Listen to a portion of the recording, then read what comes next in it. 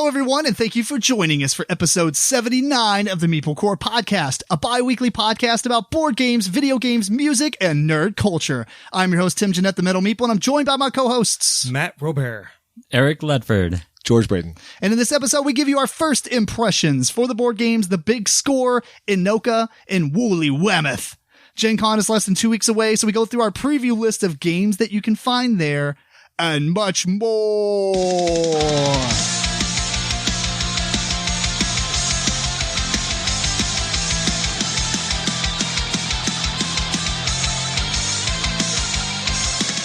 All right, guys, if you were going to open up your own board game cafe, what would it be called, Eric?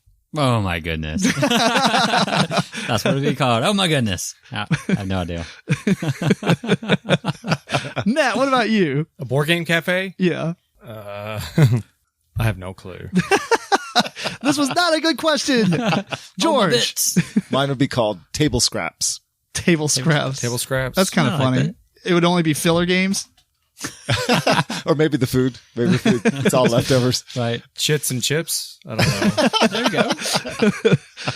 I like it. Food and games. Food and games. The prompt of this question because we were on the way to, I do IT stuff, and we were on the way to a client, and we drove by, and apparently Champions has been changed to Porch. And it's like a black background with the white letters. And I'm like, really all you need to do if you want to have like clout and get, be looked at like a 5-star restaurant or something. Let's go real simple. Yeah, you got to have one word that almost makes no sense with black and white art. Yeah. It's called Porch now? It's called Porch. That's awful. It should be called Food. Yeah. Yeah, it's kind of, I don't know. I wasn't that impressed, but maybe I'm sure they'll have good food. I mean, but it'll probably be like $85 to eat there. And it'd be like, oh, here's some chocolate sauce, scribbles. So, So is there no Go more really Champions? fancy. Are Champions gone? I don't know if Champions itself is gone, but the Champions that was downtown is gone. The one in Indy's gone. Yeah. So I don't know. Oh, wow. Yeah, So they have champs.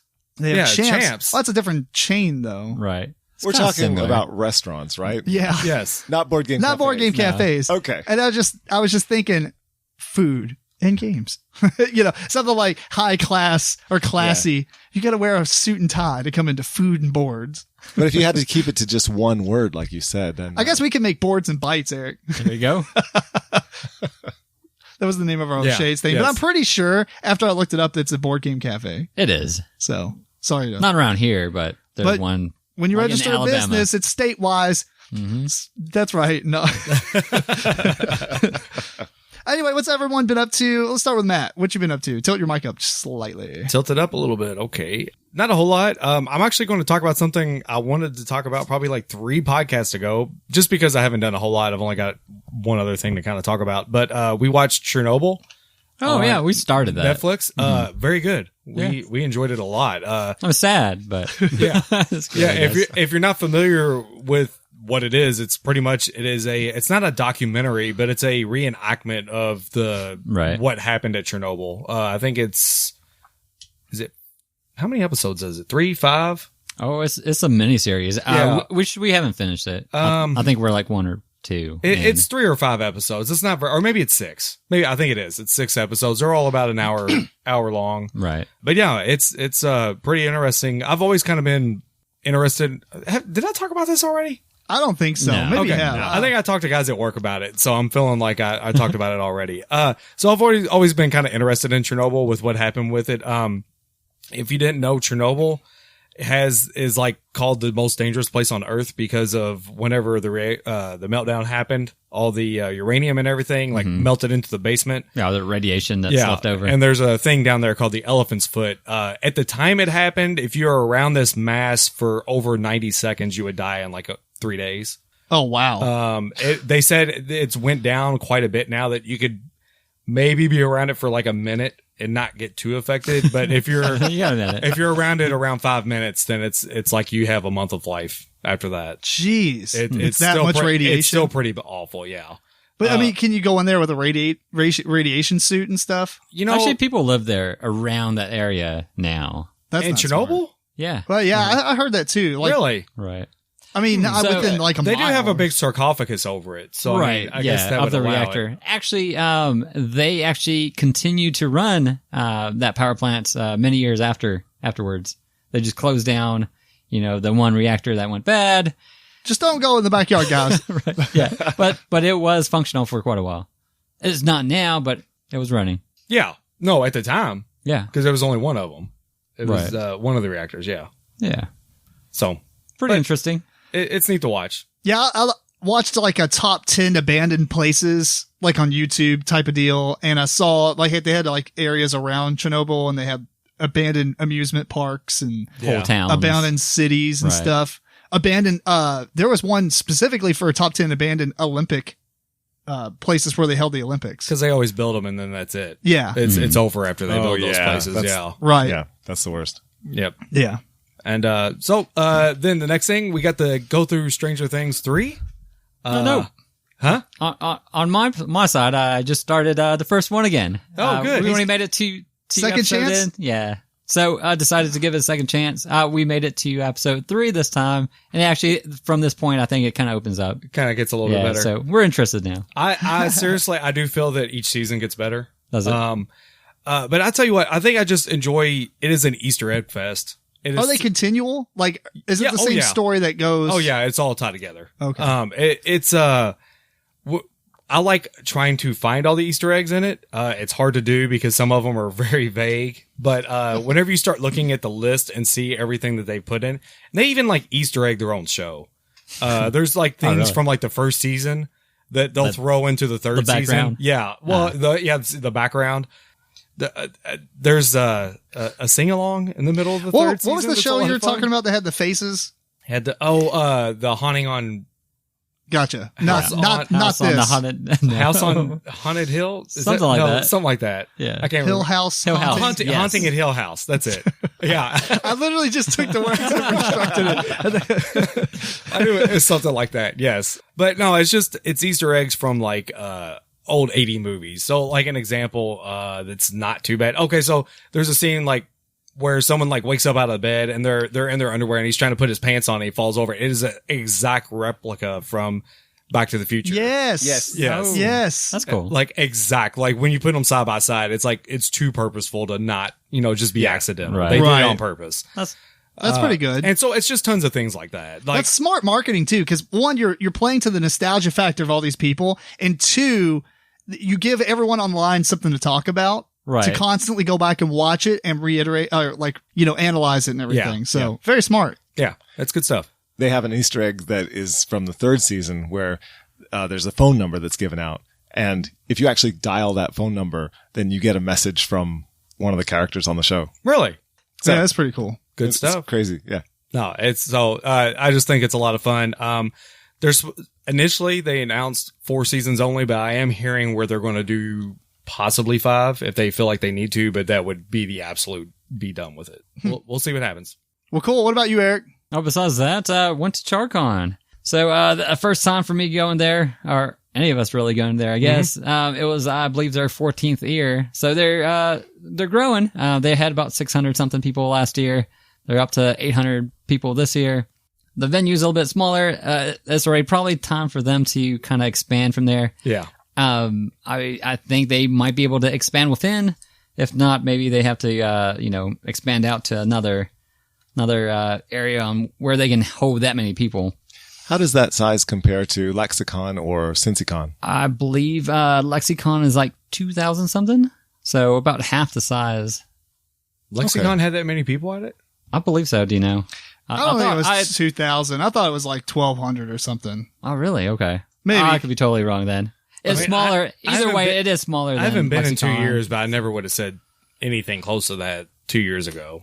Oh. So, Okay, smaller than Lexicon. Anyway. Yeah.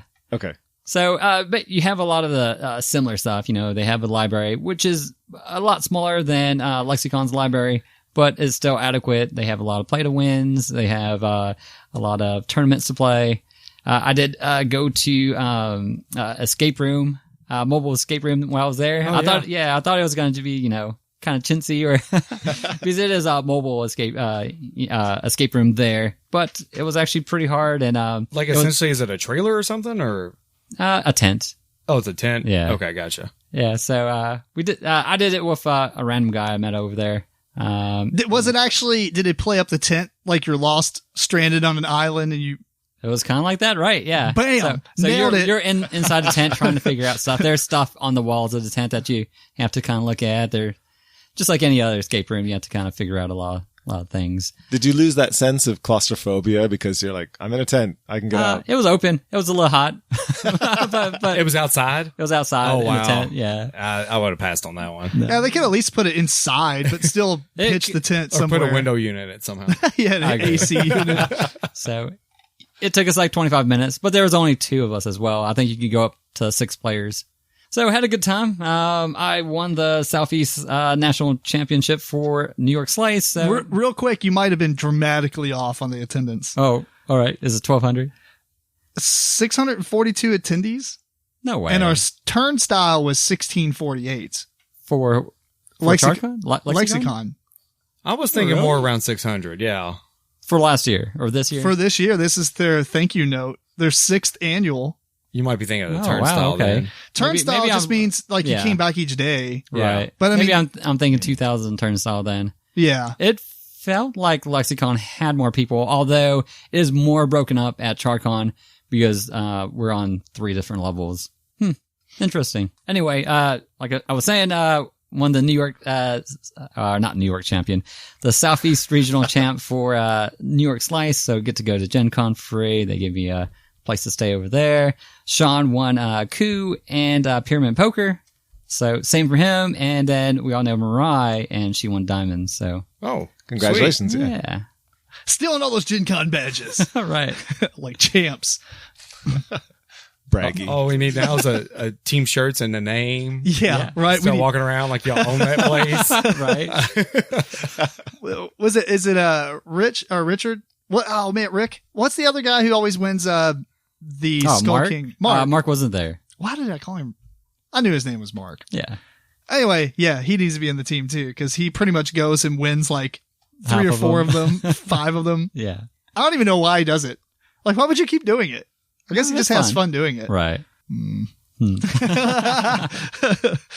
Yeah, that's what I want to do. No offense to Diamonds, but I don't want to sit and play 5 hours of Diamonds. There's a reason behind it all. Well, yeah, to get free badges. And Yeah, hotels. of course. Yeah, and hotels, and you can go and play at Gen Con and if you win at Gen Con, you get $500 at the Stronghold booth In real diamonds. and Real Diamonds. What is that, like a No. like a piece of sand? Anything else? No, that's it. All right, what about you, George? I don't have much. I watched more Peaky Blinders, and that show's just gotten better and better. Well, no, I can't actually say it's gotten better and better. It's about the same. I've gotten into the show more and more, but I actually do like the first season the best so far. Maybe because it was grittier, and as they go on, they just get more successful, and it feels like, they're not up against as much. Right. But yeah, no, it's really a great show. So I highly recommend it. Cool. Neat. That it for you? That's it. I don't do much. No, that's fair. That's fair. That in games. That in games. I haven't really been up to that much other than cleaning the basement, which you guys can't see on camera, but over there it looks a lot cleaner than when it normally is. Wow. Mostly You got a lot of because I do have a lot of work. I did a lot of work. Once I got all those new shelves to put everything on, I had to take everything off and kind of reorganize it. So it was just a lot of chaoticness. Since I got to do TV, I kind of disconnected all my gaming consoles and all that stuff. So I've put all those back. I don't have a lot over there. A lot of the stuff that's on the ground is going to go to half price or something and just be sold, like all Get those rid of it. older games and classic games that I don't want to keep anymore. No, bundle it up and put it on Yeah, Math right. Trade. Yeah. I mean, I guess I could try, sure, but I guess I'll add that too. Doing a lot of the Math Trade, which I think we only have like 2 more days before that kind of goes out. is it the 26th? That or the 27th? I got it right here. Let's click it. Oh, wait, nope. I have the flea market right here. Abacorn. Well, I'm pretty sure it's the 26th. Okay. So by the time you hear this, yes, you will definitely only have a couple days. I'm going to try to post you this. might have a couple hours or maybe a day. We're definitely recording this on a Monday. We normally record on Thursday and release the following Monday.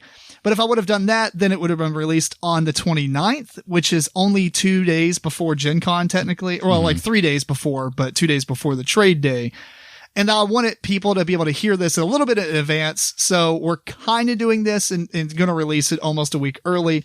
So that's awesome. It'd be cool if everyone puts the word out there and tells other people about us. That would be awesome. A call to action.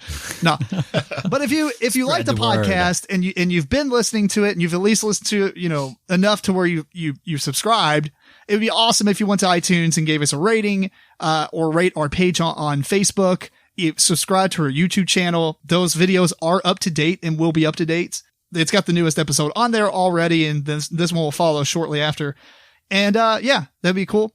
But what I've been up to is, so I've been playing Brave Exvius again. Oh no. Yes. It gave me all kinds of stuff.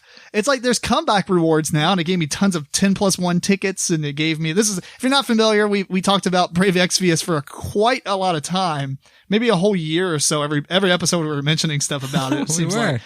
And that and Pokemon. Yeah, that and Pokemon Go. But this is a mobile game for the iOS and Android, and it's one of the better mobile games out there. It does suck up a lot of time.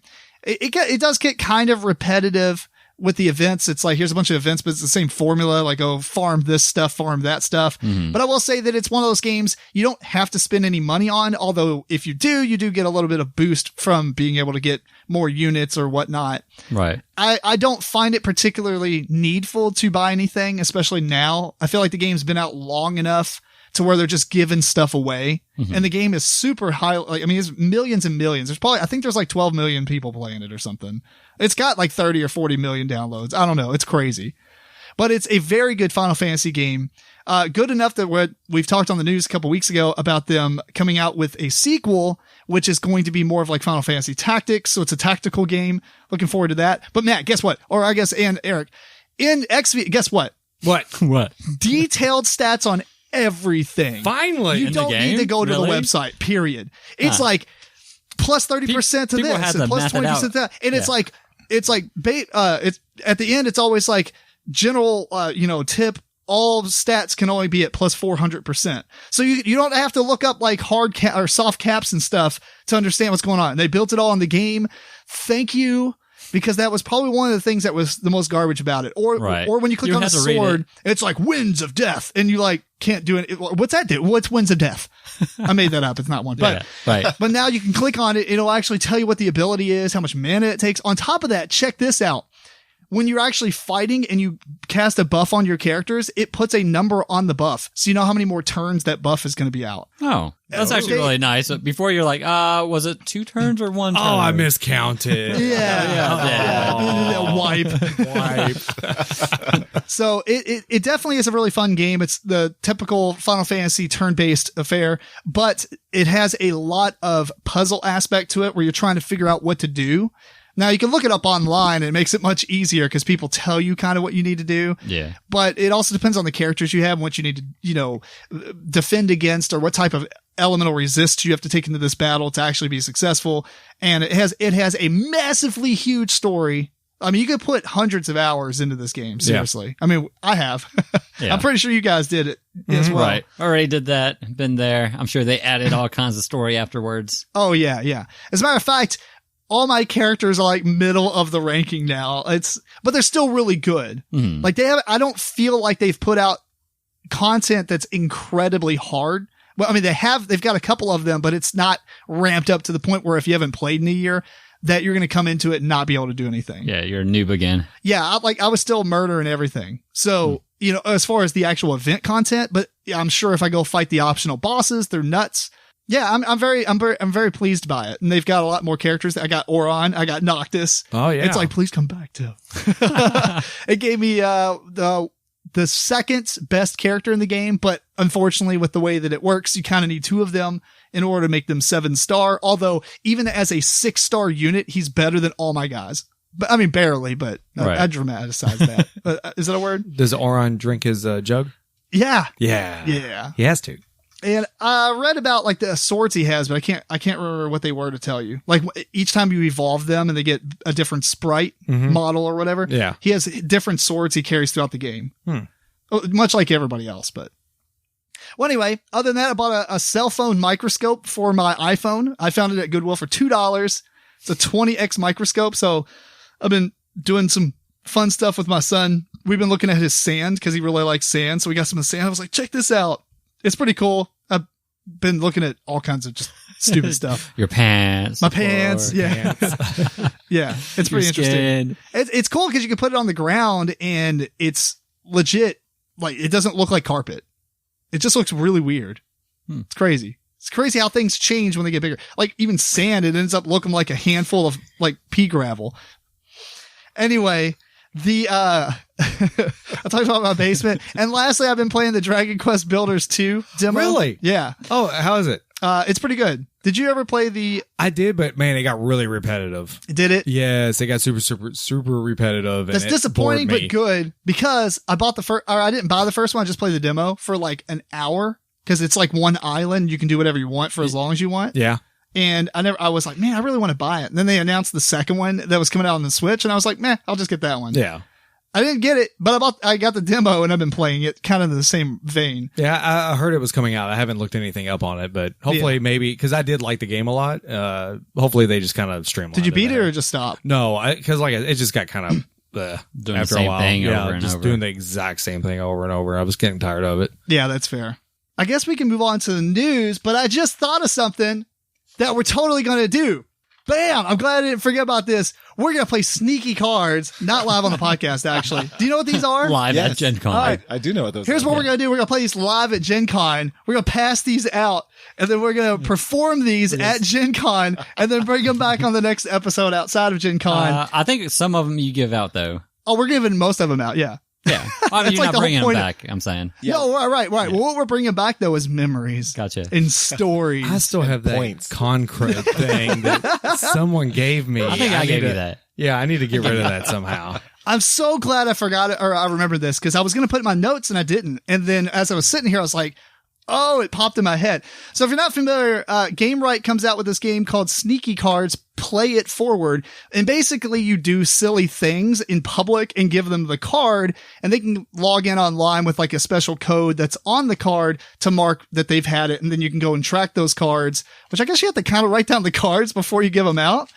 I would say Or there's maybe it's probably here the it same is. number on every card. Yeah, it's a MasterCard. So I keep this one, and we can look up who's did what with them. Well, I assume that 90% of these will be trashed, Yes. Right? but it'll be real fun. I bought this at Goodwill for $1, so I don't care. But it'd be really fun to do this, and then when we get back on the podcast, like talk about the silly experiences we had and like stories. I like it. This was a game that never really took off because it was $20 when it came out, but Oh, for wow. $1, yeah. Oh yeah, for $1, it's awesome. So let's see. There's 1, 2, 3, 4, 5, 6. we're gonna go through the whole deck. 9. Well, there's 9 All those good of each color. 20 cards. And there are 1, 2, 3, 4, 5, 6 colors. How many cards is that? 9 times 6, 45? 54? Math. Yeah. I mean, we could do like 5 each or something. Yeah, we could do that. Yeah. Over a weekend. So Yeah. I think I don't want to like bog us down with doing sneaky cards. I got a whole pack of these things I have to get rid How's of. your Gen Con, honey? It sucked. Tim made us do sneaky cards the whole time. Yeah. And they're not sneaky in the sense that you're doing mean sneaky things, They're like right? nice things to Yeah, do for people. go take Oh, a yeah. selfie with these random people. Or Yeah. They're positive things. It should have probably caught on more than it did. I mean, it should have, but there's really nowhere to do this. Like, it would be cool to buy it for like a wedding. yeah. Or buy it for like some sort of event, but you're not going to buy it and just do it with your friends. It makes literally no sense. You could go to the mall or something. Oh, I guess. Yeah, you Yeah. could make an outing of it or something. Random Right. strangers. Go to like a movie theater. Yeah, there you go. You're like sitting down. Hey guy. Yeah. High five. It's like, what's wrong with this person? But so there's different categories. There's surprise, there's care, there's grow, create, engage, and connect. So you have enough cards there that we could give a few examples of cards that we aren't actually handing out to each other. We could, but we're going to read off all of our goals. Oh, okay. Right. Why not? It'll make it interesting now, because if I just pass them out, then if people are listening, they'll be like, well, that was interesting. Why don't they just do that outside of the episode? Yeah. Okay. Well, we can read out what we're doing, and then we can decide who's got it worst Oh, wait. So and who has the easiest. Oh, so we're going to go 2 out a piece. Over 6 colors, you'll have, 10 12. cards? 12. Math. Man, it's not even that late. It's 8:30. Hard math. That's fine. And then if some of them are too hard or kind of ridiculous, Stupid or then we don't something, have to yeah. actually do them. We'll replace it out. Yeah. All right. So as I pass them out, Some of them are like that, actually. so here's If I remember right. here's Yeah. the connect. Here's one for George. What does it say? Mine says, it is a connect. Give this card to someone wearing the last item on this list. And then they write down what the item is, right? So they add an item to the list before you hand them the card. So I have to add an item to the list, then hand them the card. That's easy. Oh yeah, this will be simple. It starts out with the item pink tie. Oh, so you You have need to to go- find somebody with a pink tie? Yeah, and I hand this to them. Not easy. That's not so easy. That's not going to happen. But then Right. when I hand them this card, they write down their own item. Right. Then it gets easier. Yeah. Now, if you went to Derby, it'd be really Yeah, easy. yeah. Right. Super easy. Oh, All you have to do is tell Tom in advance. actually, I think that He'll I think find- this means I find someone with a pink tie, I hand them this card, and I write down what they something have else. to do. Mm, So I could make it as hard as I want. right. That'd be funny. You guys should wear a pink tie. What you got, Matt? I like mine. doing it. Mine is give this card to someone who makes you smile. Hand this card to the first person you see for whatever reason makes you smile At Gen Con. at Gen Con. Wow. I never smile. What you got, Eric? All right. This says give this card to someone who shares your middle name. So you have to walk around and ask everybody, Like, what's your name? what's your middle name? At least everybody's wearing badges. I'm just like, all right. It doesn't have your middle name on Yeah. it. I mean, no. some people do. No, shares my middle name, but their middle name. Well, my middle name's Keith. So Oh, I see what you're saying. Okay. I could find someone that has a first name of Keith. I got you. All right. Oh, that's fair. No. I mean, it sounds That's not like what that you means. should be handed to somebody that Yeah. has a middle name of Keith. Yeah. What's your middle name? It says Excuse me? shares your middle name, right? Actually, you know what? It also says if you don't have a middle name, but you always wanted one, it's now Stacy. What? If you don't have, No, I heard you. Oh, all right. I heard you perfectly fine, Eric. All right. All right. Yeah. That's just my reaction. That's Then you find fantastic. someone named Stacy. That's fantastic. My reaction is, oh my God, Stacy. More on that later. Yeah.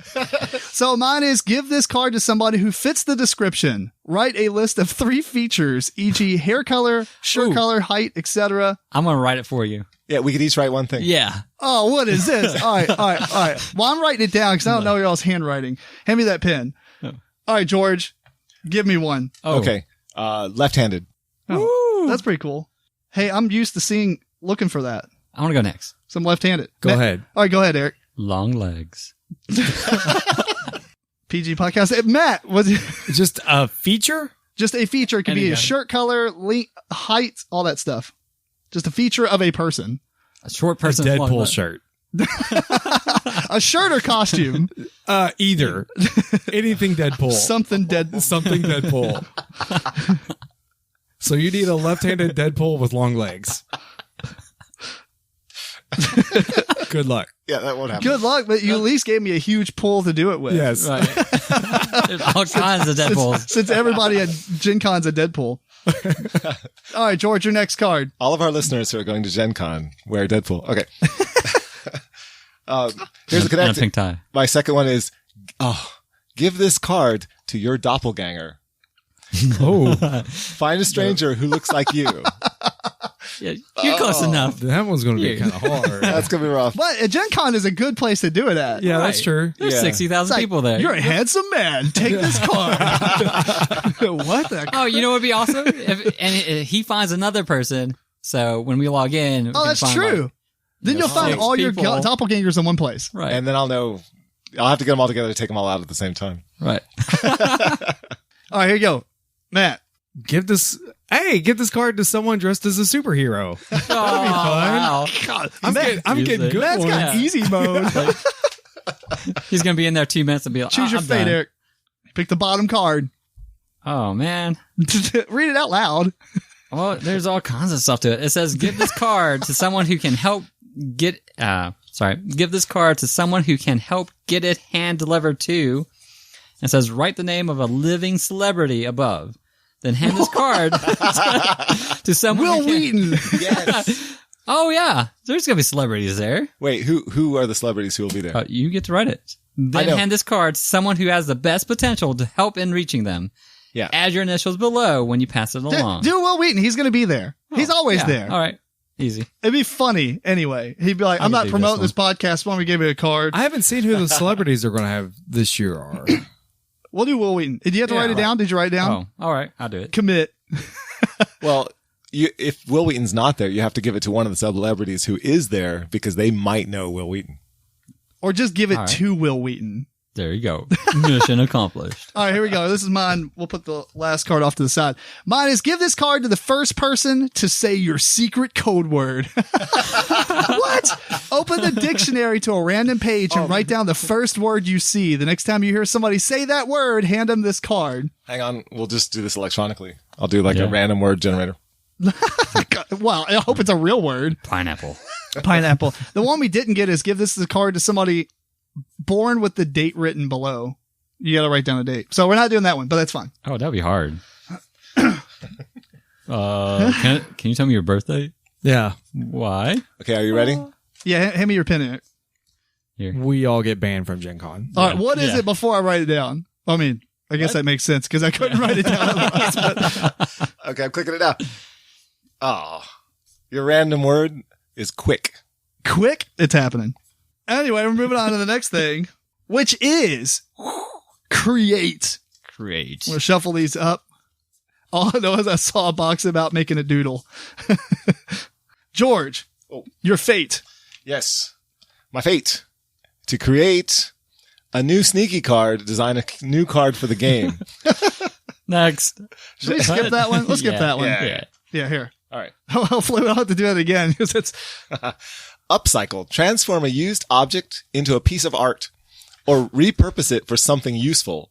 Give your creation to someone along with this card. That's awesome. I recreated my French fry box I don't like this category. into a boat. Oh, no. Let's see here. Create a handmade greeting card. Make a greeting card for an obscure holiday and then give it to someone along with this card inside. So, Festivus, I would assume, would be. What kind of holidays happen at Gen Con? No, it just says just for a an random obscure holiday. Obscure holiday, like. Well, obscure, does it mean like it's an actual holiday? Is it like Pi Day or something? You know what I'm saying? Like, is it Happy French Friday? Have to be a real one? Maybe obscure is like something that's Are you looking up holidays? Not typical. So like, do we get to choose it? like Boxing Day? Right. That's what I'm saying. But like, we'll have to find out what holidays happen on like Gen Con. Boxing Day is not real obscure in Canada. Right. It's not obscure in Canada, but it's Right. obscure here. Like holidays that fall on April 1st. Is that right? Is that the Thursday? No, April August. April 1st? Yeah. Would that be? Or August Fool's. 1st. Jeez. April Fool's Day. Do I get strikes on this podcast? Because I just have math are your tries. Yeah. Okay. He's looking up. Holidays from August 1st through 4th. Let's see. We're going to make it a real obscure one. If we can find any. Let's see. He's looking up a whole count because I know that like on the iPhone, I used to have this like calendar app that showed you all these weird holidays. All right, here we go. These are in August. August 1st, you have 3 choices. You have National Girlfriends Day, Do you want to write this down, Matt? No. This one. Screenshot it. National Mountain Climbing Day, National Raspberry Cream Pie Day. Dude, yeah. Yeah, that would be a good one. Are you going to do this on August 1st? Because I don't know. we have choices. if you do it on the 2nd, you have 2 possibilities. And those are They are International Beer Day. beer. Boom. Oh. Actually, there's so many breweries in Indianapolis. Yeah. Yeah. And also National Ice Cream Sandwich Day. Those are pretty awesome. Those are pretty good. All right, Friday's your day, Matt. Yeah, Friday. Friday sounds like the day. All right. Just for those who are interested, there's a whole lot on August 3rd. There's Campfire Day, Grab Some Nuts Day. There you go. I don't know. You can hand him the game. Not so fast. Not so fast. Okay, this is actually funny because the 2nd was International Beer Day. The 3rd is International Hangover Day. I'm not makes excited. It's also National Clown Day, National Mustard Day, and National Watermelon Day. Dude, you could totally make the National Beer Day and give it to one of the secret cabal people. Yeah. Because I wonder if there are things on Friday or Saturday. I can't remember. It'd be awesome if it was Friday, like the Secret Cabal meetup. And the last group would be on the 4th, I suppose. That is the U.S. Coast Guard Day. It is Sisters Day. Do you have a sister? Yes. Okay. National Chocolate Chip Cookie Day. Yes. And Friendship Day, just in general, I suppose. Make a new friend. And finally, International Forgiveness Day. Oh, okay. Forgive I would me. probably pick the Thursday or Friday one. So probably Beer Day. Beer Day, that's Friday. Yeah, Beer Day sounds like what it's going to be. The Secret Cabal meetup is on Saturday, so they're definitely not doing the hangover. They're doing it wrong. Yeah, That's Hangover Day. They're doing it wrong. Eric. A deniers thing. I pick my own. This one's cook up a new recipe. Show off your culinary wizardry by making a new edible treat. When you do, share your recipe with someone else along with this card. This is not going to happen. I can do this. Nobody is going to take that. All you have to do is take the recipe. Yeah, just a recipe. I don't have to give them something to I got eat. you. Yeah. Okay. That would be kind of no, weird. I say you got to get someone to eat it. All right, here we go. Invent a new handshake. Yes. Create an elaborate handshake with more than 5 steps. Teach your handshake to somebody you've recently met and give them this card. That's amazing. This is happening. And they have to keep on passing it down. Yeah. And then eventually it'll get back to me and it'll be totally different. Okay, That wasn't the handshake I invented. I'm Let's happy about name it. mine. My next one is haiku, once written, fill the world with endless joy, create one yourself. That was a haiku, by the way. Write a haiku on a piece of paper and then give it to someone along with this card. I can't wait to do that. All right. Whoa. Coin a new word or phrase. Invent a word or phrase and then write it down in the space below along with its definition. Use it in conversation with someone, then give them this card. Fetch comes to mind, but only if you're familiar with Mean Girls. So I think you should have to use it over and over in conversation. At least 3 times. This says create a collaborative doodle, add the element in the space below, and then pass this card along to someone else. Not bad. It's easy. Yeah, I'll doodle on that. Make an origami animal. This is what you left me with. Fold a piece of paper into origami and then give it to someone along with this card. Actually, that's not too bad. that's kind of a cool one. That is kind of cool. I like origami. I mean, if we had to tell him what kind of animal to make, it could be hard. It could be, but I have a whole calendar over there of origami, so one's getting ripped out. Origami Meeple. That's what I'm doing. Oh, do it. Yeah. And then it'll have I'll cut a slit in the back and put the card in it. So he's like holding it with his hands. Wow. It's ambitious. All right. The next category is engage.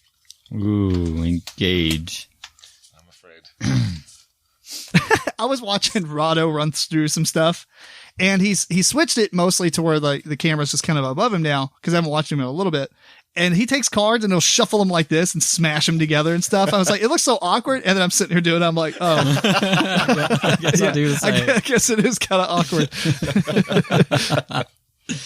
Oh, no. Okay. Engage.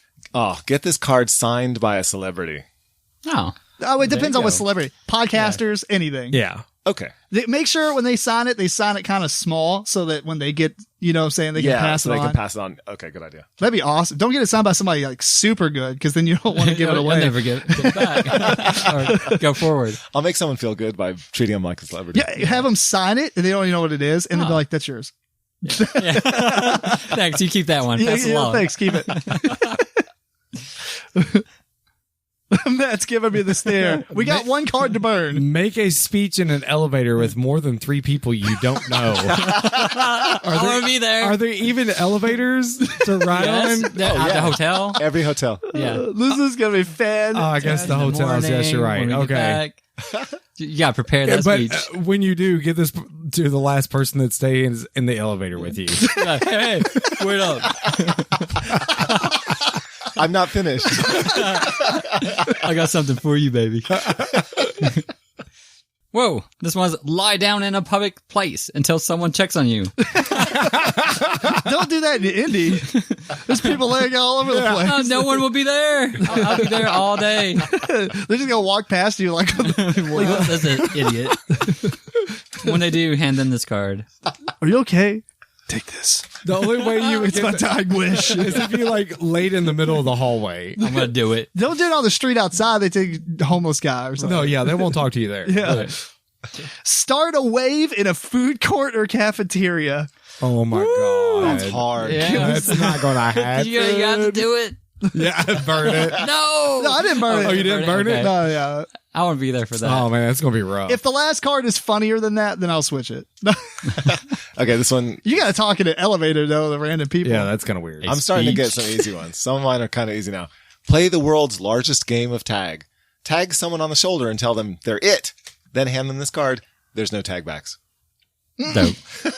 That's it. That's easy. Yeah. Hey, tag. This is yours now. What you got, Matt? We got to make sure that people understand that you have to go. Oh, yeah. You gotta give me one. Oh, they read the card. Oh, here, you want to choose? Oh, I guess. I don't care. During conversation, whenever you would say the word now, instead say meow. Is this Super Troopers? What is going on? If you manage to say meow to the person at least 5 times, dude, this is Super Troopers. During a single conversation, give them this card. This is actually kind of funny. Wait, meow. Right, meow. Right, meow? Right, meow. Oh, goodness. If only Matt was talking about Cat Cafe later.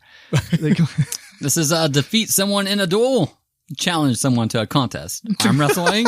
Rock, paper, scissors. I could do that. Yeah, that's easy. If you are victorious, give your opponent this card. You can't tell them what you're doing ahead of time. You just walk up to them and go into the rock, paper, scissors motion. Duel. Just do it. And then when they win, they'll be like, you've earned this. This is for you. All right, here we go. Here's mine. Take a selfie with a total stranger. I kind of do this a lot anyway. When you do hand them this Do card. you? All right, the last card is play a board game with a stranger. That would have been So easy. That would have been the easiest one to do. All right, the next category. We got 3 categories. We'll kind of speed this up. It's called Grow, and All right. choose your fate. Ready to grow. So go screen free for 24 hours. Do not look at any type of screen for 24 straight hours. That's kind of lame. Can you do that? Then give the card to the That first includes a person phone. that you meet after emerging. That's so hard at Gen Con. We might burn that one. You want to burn that one? Can you do it? Because there's like screens up around if I just happen to glance at one. I don't know if Well- it counts for that, but Like, you like your phone. yeah, I mean, because, when you're on a vacation, that's a little dangerous to not have a cell phone. That's Oh, true. you can have it. You just Well, can't use yeah, I it. know. Here, grab a But different I one. couldn't communicate with you guys at all. Oh. Yeah, I mean, that would just Right. be kind of silly. All right, we won't do that. Okay. Here we go. Learn to say the following phrase in a foreign language, one that you do not already know. And here's the phrase. Please accept this card and then pass it along. Well, I went from hard to easy. Yeah. Matt, what you got? Wait. After I do that, I'm not done. Oh, whoa. Okay. Find someone who speaks that language, recite the phrase to them, and then pass along the card. You have to say this in a different language? And I have to find someone who speaks This that could language. be deemed racist. It'd be for you to just walk up to someone and assume they can speak a certain language. Yeah. No, don't understand. Next. Just learn Klingon. Mine is sit in on a new class. This is going to be kind of hard to do. Attend a class for a subject you're curious about but never attended before. Dude, No, there's that's so so many easy. classes at Yeah. Gen Con. So many events. And it says when you do, give this card to someone you meet in class. Like rope binding. There you go. Eric. There's 101, 102, Yeah. 103. All right. Try new food. Give this card to someone near you at the time you try it. All right. I'll be Cheese adventurous. mode. Volunteer for an organization you've never helped before. Bonus points for bringing a friend.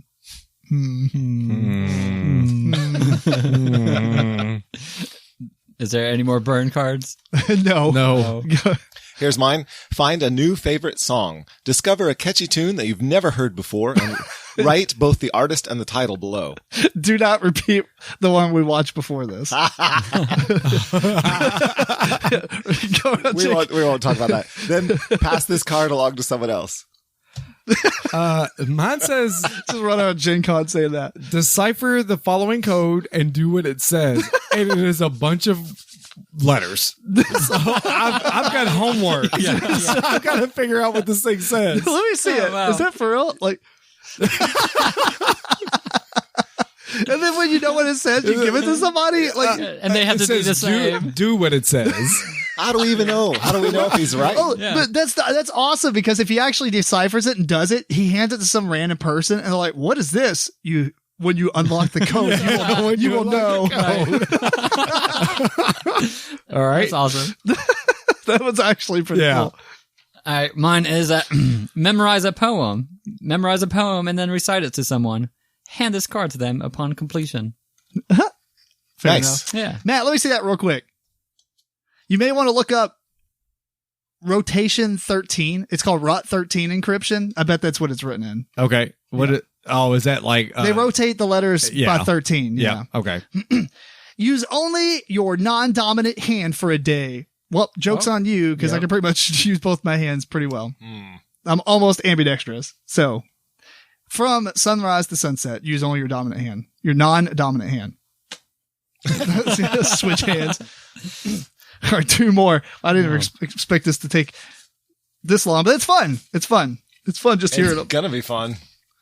All right, this is my mission objective for care, and it's prepay for an item at a vending machine. When you do, leave this card in the payment slot for the recipient to claim. Nice. So I just put money in a machine and walk away. Yeah. And then leave that in the payment slot. Right. Okay. I am leave a generous tip. Reward someone for extra good service with an extra good tip along with this card. I usually tip well anyways, so somebody. Oh, this category is care. Did I say that? No. Yeah. I said that. Oh, You said I that? got you. I thought I said it, but maybe I just heard you say it and thought I said it. Confusing. All right. Mine is buy someone coffee. Make someone's day better by buying them coffee. When you do, give them this card. Mine's pay for someone's bus or subway fare or car toll. Jeez, in Indiana during a convention. Okay, cool. Yeah. I like these. Okay. Mine is give someone a gift for no reason. Just give it to them. Give the last item on the list to somebody along with the card. Before giving the card, add another item to the list. Oh, there's a $5 limit as well.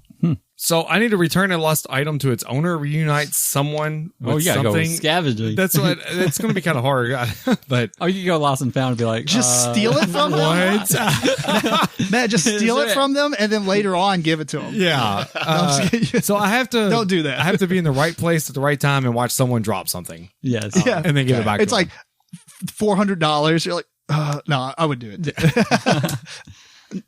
So mine is give someone frontsies. So switch places with someone standing behind you in line. Hand them this card. Oh, that's a big deal at Gen Con. I know. and then Oh, it just yeah. goes all the way up the line. there we go. Then it comes down to you getting a lot. They sell the last copy to the guy in front of you. Right, that'd be sad. Bake something for a friend. Treat someone to a freshly baked batch of homemade yummies. Give this card along with it. I might buy a cupcake and hand that out.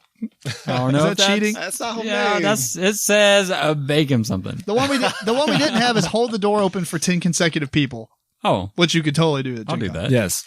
The last It won't even set, take very long. is surprise, and I don't know why, but these have shiny backs. Oh. Mm. Surprise! So surprise, yeah, surprise, shiny. My first surprise is leave this card in a different state or region and write where you are leaving it on the card. Yeah, that works out perfectly. Oh yeah. Then take the card and it says if found, take the card and leave it in a new state or region. So it's just going to have to keep traveling. That's awesome. Slip this card into your favorite book at a library or board game.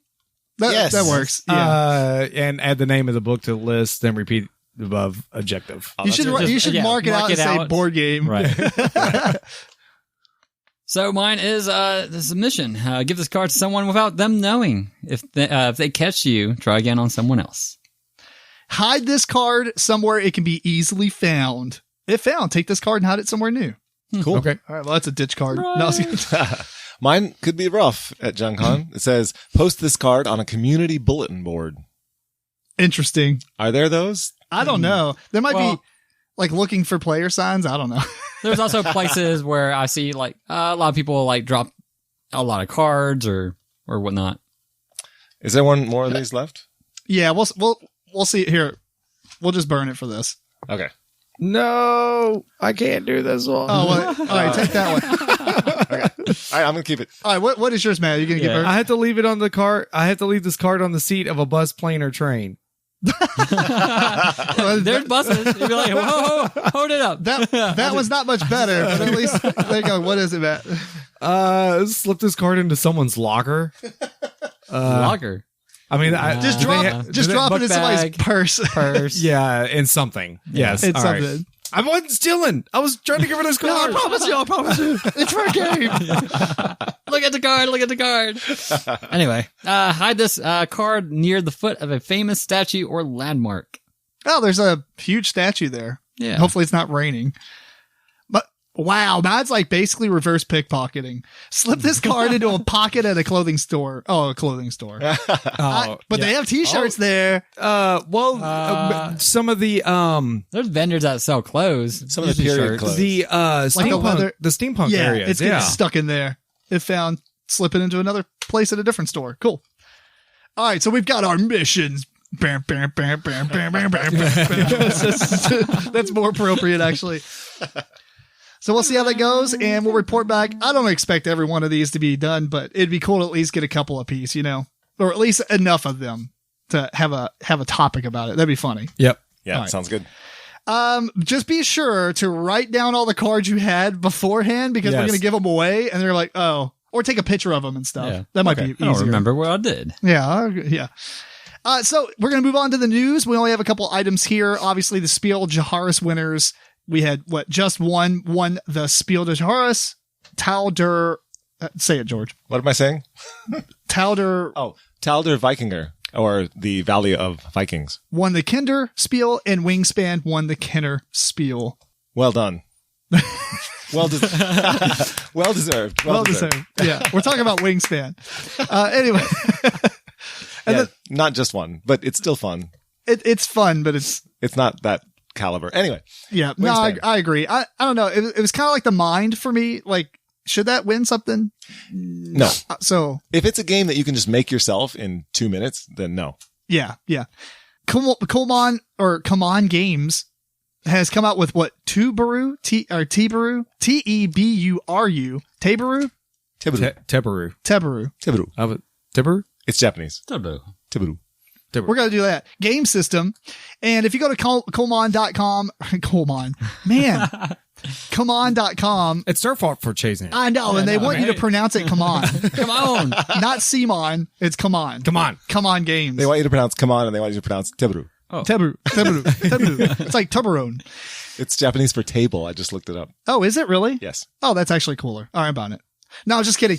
So if you look up what it is, it's basically this digital to physical, like interactive device. It's basically a mouse pad that you sit down on the table and all the pieces that you have to buy board games specifically for it. Zombicide Evolution, I think it was called, is the one that's going to come out with it on the Kickstarter in 2020. And basically all the miniatures have these stands that you put them on, like the typical CMON Games stands that you click them into, the colored bases, but now they're going to have an actual ID chip in them. So when you sit them on this mat, which is on top of a tile, then it's going to actually send that information to your tablet that you have on display, and your cell phones can actually act as the disc, like the player boards. Now there is one thing I will say. I'm not 100% sure based on what they've shown. I haven't really did much research outside of their actual video. I don't know for sure, but I wonder if the actual handheld devices and the tablet that you get are actually part of this whole package. Highly doubt it. That would be expensive. Yeah, that would be super expensive. You only need just like monitors that would just be streaming it. You know what I mean? So it would be a lot of expensive, right? Or maybe they'll have those available to purchase, but then you can use your cell phones instead. No, everybody either has one or they can easily get one in like a Fire tablet or something. Yeah. I really do think it's for the mat specifically, and like everything else comes in the board game. Yeah. So what do you think about this? Wasn't there something like this when Gollum Arcana came out? Or I've seen that. There was like a pen that you read the stats off on them, but that was specifically for that game. It wasn't. This is specifically for Zombicide Invasion or whatever it is. Zombicide Evolution. Well, right now, but they're going to come out with more and more Teburu games that use the same mats that you put them on there. But my thing is it necessary? Like, I feel like I'm skeptical. XCOM is cool. I know everybody's going nuts about like Mansions of Madness 2 like second edition and the Lord of the Rings game and stuff, I feel like if the game is mostly being played by the tablet, you don't need the game. Right. That's how I feel about, Chronicles of Crime. You don't need the game. Could be all on a tablet. Yeah, right. And I'm not a real big fan of these. All these companies keep trying to go in that direction. I think that there's a big push for the industry to go to this hybrid board game, computer game thing. And I'm not sure it's necessary or. No, I don't see, wanted. There's a couple games that, have done well, doing so, but overall, I haven't seen a lot of games actually go to that direction and still do well. Yeah. There's an interesting game that's going to be at Gencon now that's called, Das Boot. Das Boot. Or I don't know if it's called Das Boot. It's Boot. Anyway. And that one is essentially, it's one of those computer games of war simulation, but then you also have this boat that you move miniatures on. Mm-hmm. So, I mean, it'll be interesting to see how well that game does because it feels a whole lot like some of those military sims on the computer. Oh, yeah. What do you think, Matt? You excited? I play board games to move pieces around. Well, you still can move them around, and when you move the guy out, you might hear a window smash. Yeah. Right. Or the door open. Or, yeah. I don't know. I always wonder, I guess they got to keep up with all the updates and crap. I don't know. It doesn't interest me in a whole big way. I think it's a cool system. However, I'm not sure if it's going to be worth the cost. I'm not sure on what the MSRP of this game is going to be. I know implementing all these electronics into the game is going to increase the cost, and thus, you have less games that you might be able to buy, but those games might be better if that's the kind of thing that you're looking for. So, give and take. I would imagine they're trying to do it maybe to lower cost for them. Yes. Really? Yes, no, absolutely. It's definitely going to increase costs for them as well. Initially, but then the cost will come down. And the reason I say that. Unless you can reuse those different items game to game. Yes. And if they come up with some kind of system. Based on the imagery from the video, no. I mean, each game's coming with its own tiles, its own artwork, its own miniatures, everything. Oh, okay. Its own dice. You have the bases which are separate, and you can just probably program, all right, this base is going to go on this character now. And the app could, totally take care of that. So you can move bases around to possibly different games. Or, the tiles that they use, you can move those tiles around to different games because a lot of their games are similar. That is just a terrain piece. But saying could, but what I'm saying is on the video, then no. I mean, it was like games that weren't part of the same. It wasn't like zombies and another zombies and another zombies. It was like different games. Like for instance, zombies, Blood Rage. There's not a lot of crossover there. Mm-hmm. I think the idea is going to be sort of like what's happening in schools now, where you don't actually have printed textbooks anymore. Everyone has Chromebooks. So you can put more and more information just, Well, one, I highly agree with this, but I agree with that. I think this is like unnecessary because you lose the tactile feeling of playing the board game. I'm not on board with this. And it really depends to me on what they do with that technology. Right. If they actually do make a lot of content in terms of a lot of textual content, that's a lot of storytelling content that they then put on the app, storytelling content. Then it'll be worth possibilities. But if they do what they did, for example, with First Martians, where there was an app with the game and then they used none of that technology to have any kind of story related to the game come up on that app. And it was just one sentence and plus or minus one. That was horrible. That was one of the worst, most disappointing board games I've seen. Yeah.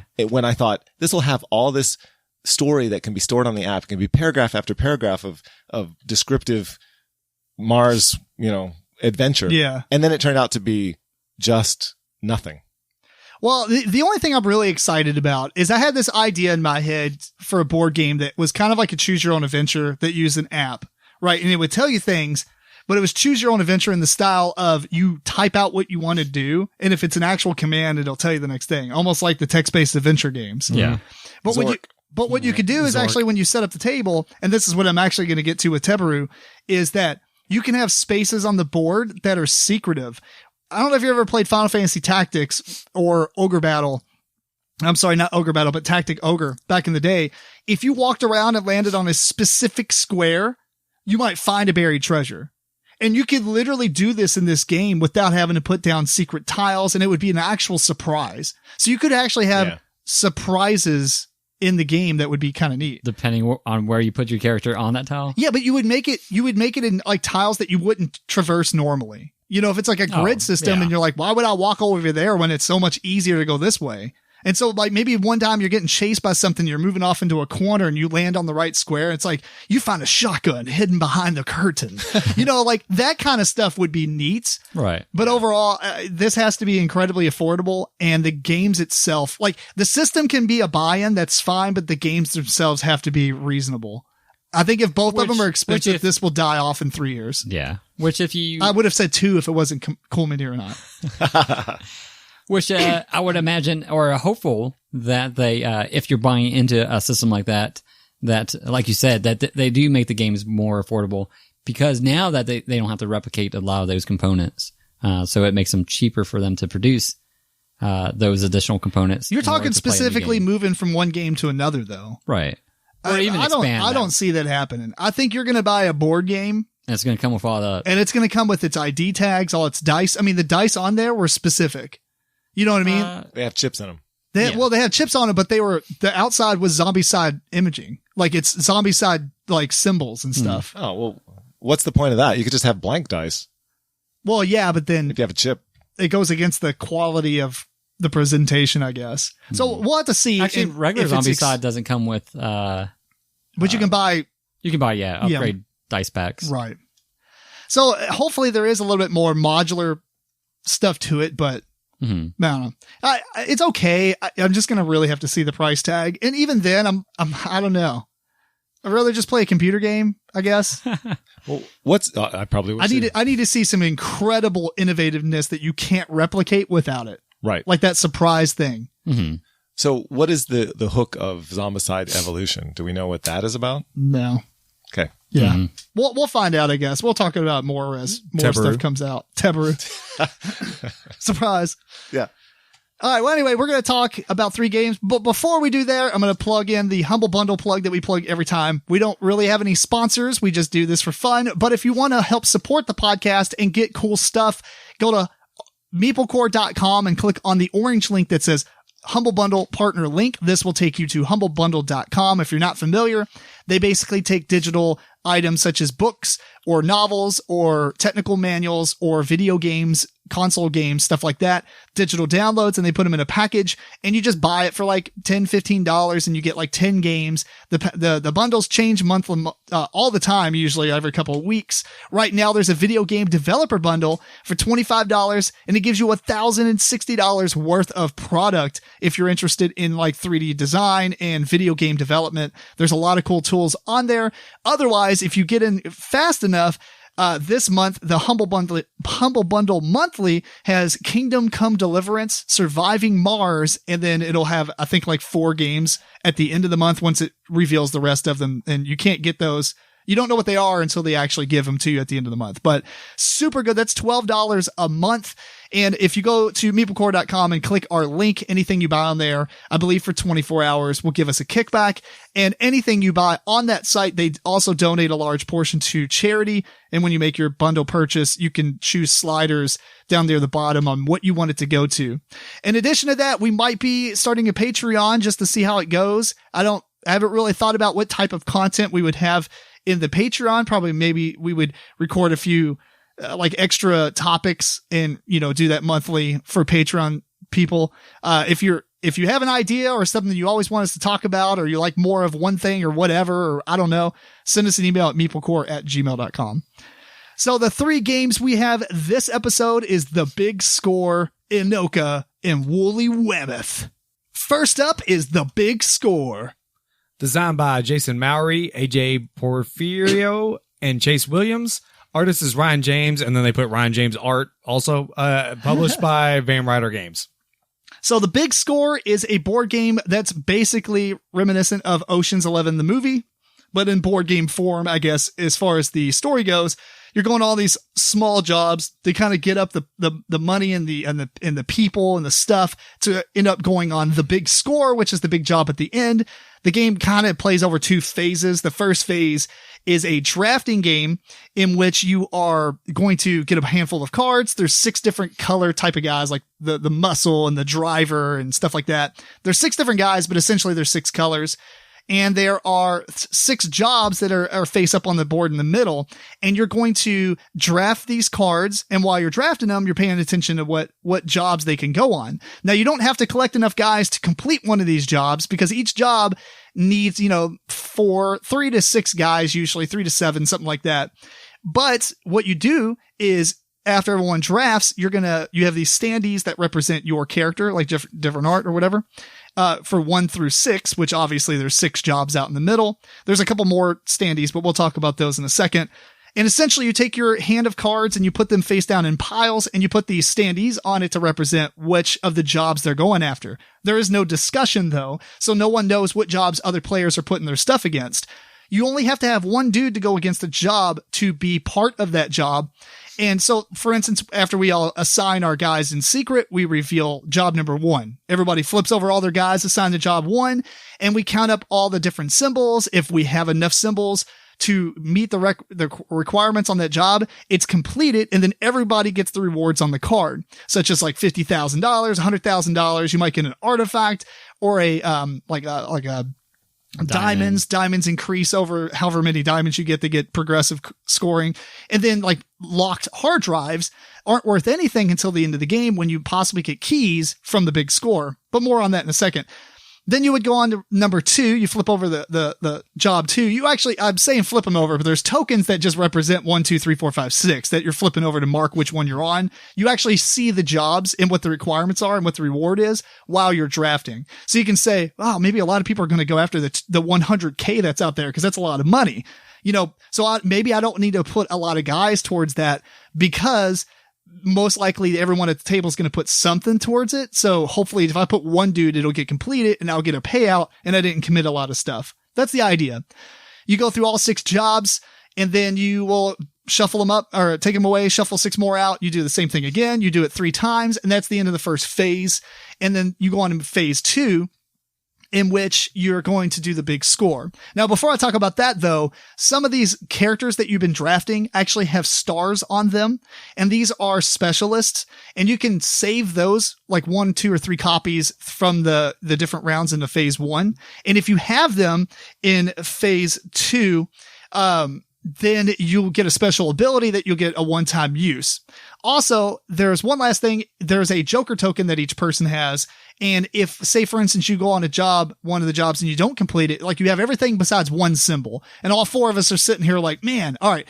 Well, we have a Joker token that's basically a wild. Everybody puts them under the table and you choose to put them in your fist and you put it above the table and you reveal. Whoever reveals the Joker is the one that's going to pay for the offset, Or if you're missing like 3, 3 of us put it out, but you're allowed to talk about that. Like, Matt, you do it because I'm going against these other 4 jobs. And Matt might be like, I don't care if it fails. Then it might force me into wanting to put my Joker out because maybe I need that for some reason. For instance, if there's artifacts and George and I are competing against artifacts because at the end of the game, they're 30,000 a piece. They're kind of weak on the payment, but whoever has the most gets 250K. So I might want to try to get it to succeed because maybe George didn't go on it, but Matt did. Matt's like, you really need it. So you pay for it kind of deal. So the big score, there is basically 2 things. You can use this big stand-up bank that's like a 3D bank that you draw the tokens out of, or you can just draw, there's a money bag, like a sack that you can put all the tokens in and do that instead. That's typically easier, honestly. But what happens is during the big score, everybody puts their, take turns putting your fist or hand in the bag and you close your fist and pull it out. So you don't know if somebody grabbed a token or did not grab a token. Then everybody, once they've drawn from the bag, they put their fist in the middle, reveal. And then if you did not put a token, then you run away from the scene basically and you're okay. If you did reveal, then you get to keep what you revealed. But and then you would do that over and over and over again until everybody left or until everyone busts. So the people that's still in when it busts, and the way it busts is if you reveal a cop token, it goes on this track And essentially you need enough cop tokens plus 1 of the player count. So 4 plus 1, you would need 5 in a 4-player game to bust. But those could happen pretty quickly, because there's 4 people drawing from the bag, or maybe it might happen 1 here, 1 there, etc. And people get scared and leave. And at that point, you just count up all the money that you've collected throughout the game. And then whoever has the most money is the winner. So, Eric, what'd you think about this one? We played this a couple times. Yeah, I think it's a pretty good game. I think it's a good party game. It is easy to teach. The first part, it is kind of playing 2 distinct games in one. So you're playing the first part, but I think you kind of need that as well because you play the first part to kind of get ready for the second part. And I think the second part is a little bit more exciting with randomly getting these things out of the bag. You have some contention on, usually trying to get the keys or there is a big variance on what you can grab from the bag. So there's 100,000 in there, or you can get a key that makes you 200,000, or you can pull something that's 20,000. But you do have an aspect where you can trade something from the vault floor. So there's a couple things in the vault floor that come out randomly, and you have 1 trade opportunity per draw if you wanted to do so. So overall, I liked it. I didn't see that the tokens added too much for me because usually in our play, it was like, I have another one I might be able to help us on, and you're not going to go in anymore, so you use your token, or I'll use my token on this next one. Oh, like the wild Joker tokens? Almost, it didn't prompt as much discussion. Right. I actually talked it up more than what it actually is. Right. Those scenarios might come up, but in our gameplays, those scenarios really didn't come up too often. It's very specific because everyone wants it. If you fail, by the way, you pay 20,000. Right. So it's not that detrimental. It's your benefit to, if we need it, let's talk it through.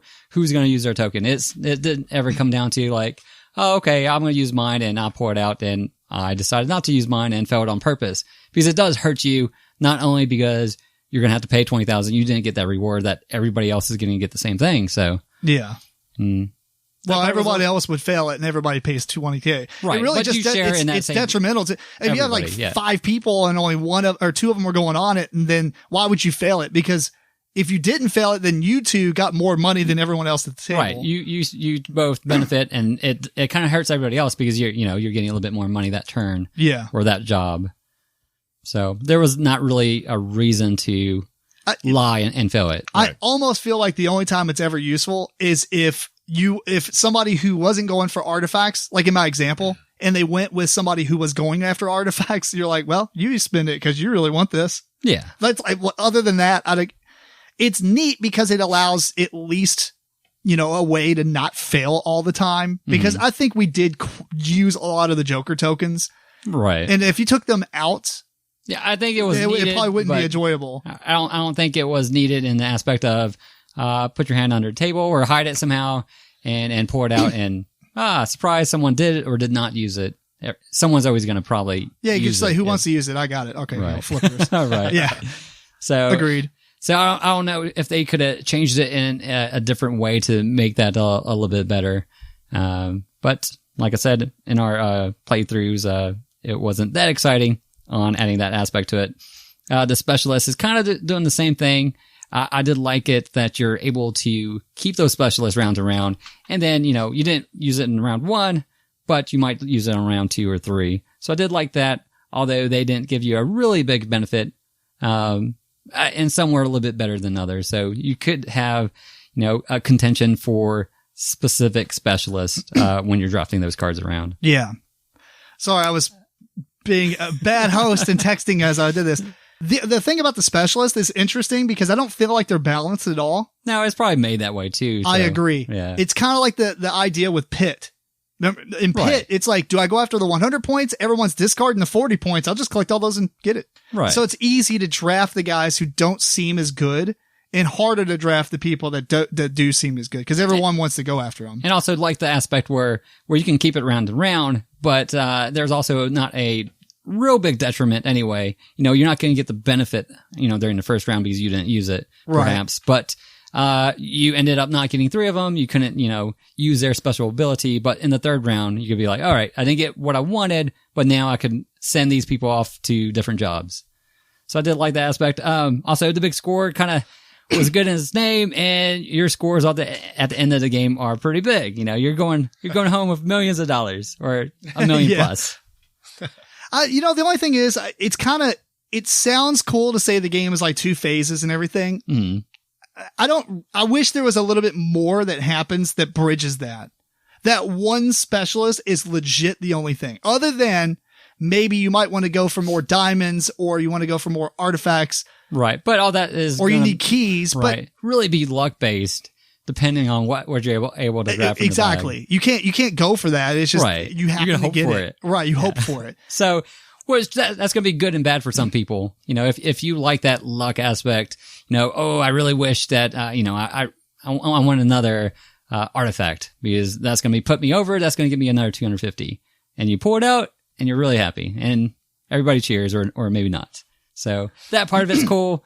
If you don't really like that, someone won just because they were able to outdraw me, then you might not like it as much. So I don't know. It's a neat game. I feel a slight disconnect between the first phase and the second phase. Yeah, it's definitely but it's two fun. Distinct phases. Yeah. It is fun. I enjoyed it.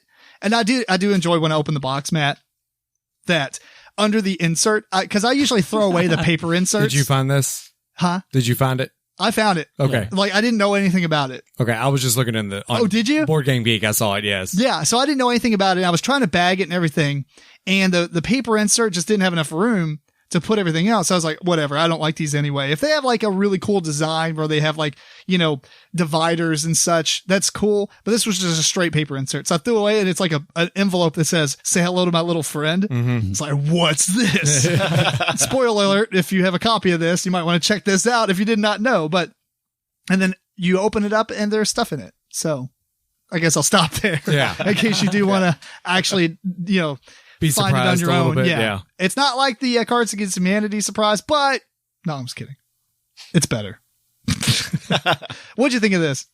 I thought it had very easy rules and it was very easy to play. So it's a good family game. Yeah. So long as you don't mind playing the bad guys, stealing. Right. Yeah. Maybe not a family theme, but. Well, I mean, this is Hollywood, right? Let's glorify the bad stuff because you can't do that in real life. Right. Yeah, and there's no violence. It's just you go take the money. That's fine. Yeah, you just get bags of loot.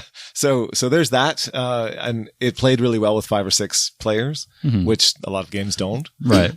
This one might need 5 or 6 to be good. Really. Yeah, that's true.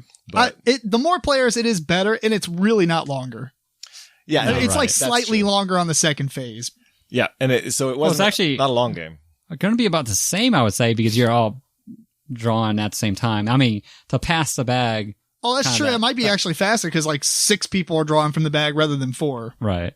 Which brings us to the thing we talked about earlier upstairs, where the only thing I do not like about the game, and it's kind of like this for certain games where you press your luck, it comes down to where everyone leaves but one person. And that last person just like steal from the bag, steal from the bag, steal from the bag. Yeah. That's actually really good. I like doing that. I don't like it. I think that it's like too random. And if they win because of that, then what was the point in playing the game? Finding out who's the bravest. Right. It needs to be. It is still press your luck unless everybody left because there were the cops should be mad that you're the last person in the building and they send in the SWAT team. You were still sneaky. And then you have to draw like 3 tokens at a time if you want to stay in. Yeah, maybe. Whoa.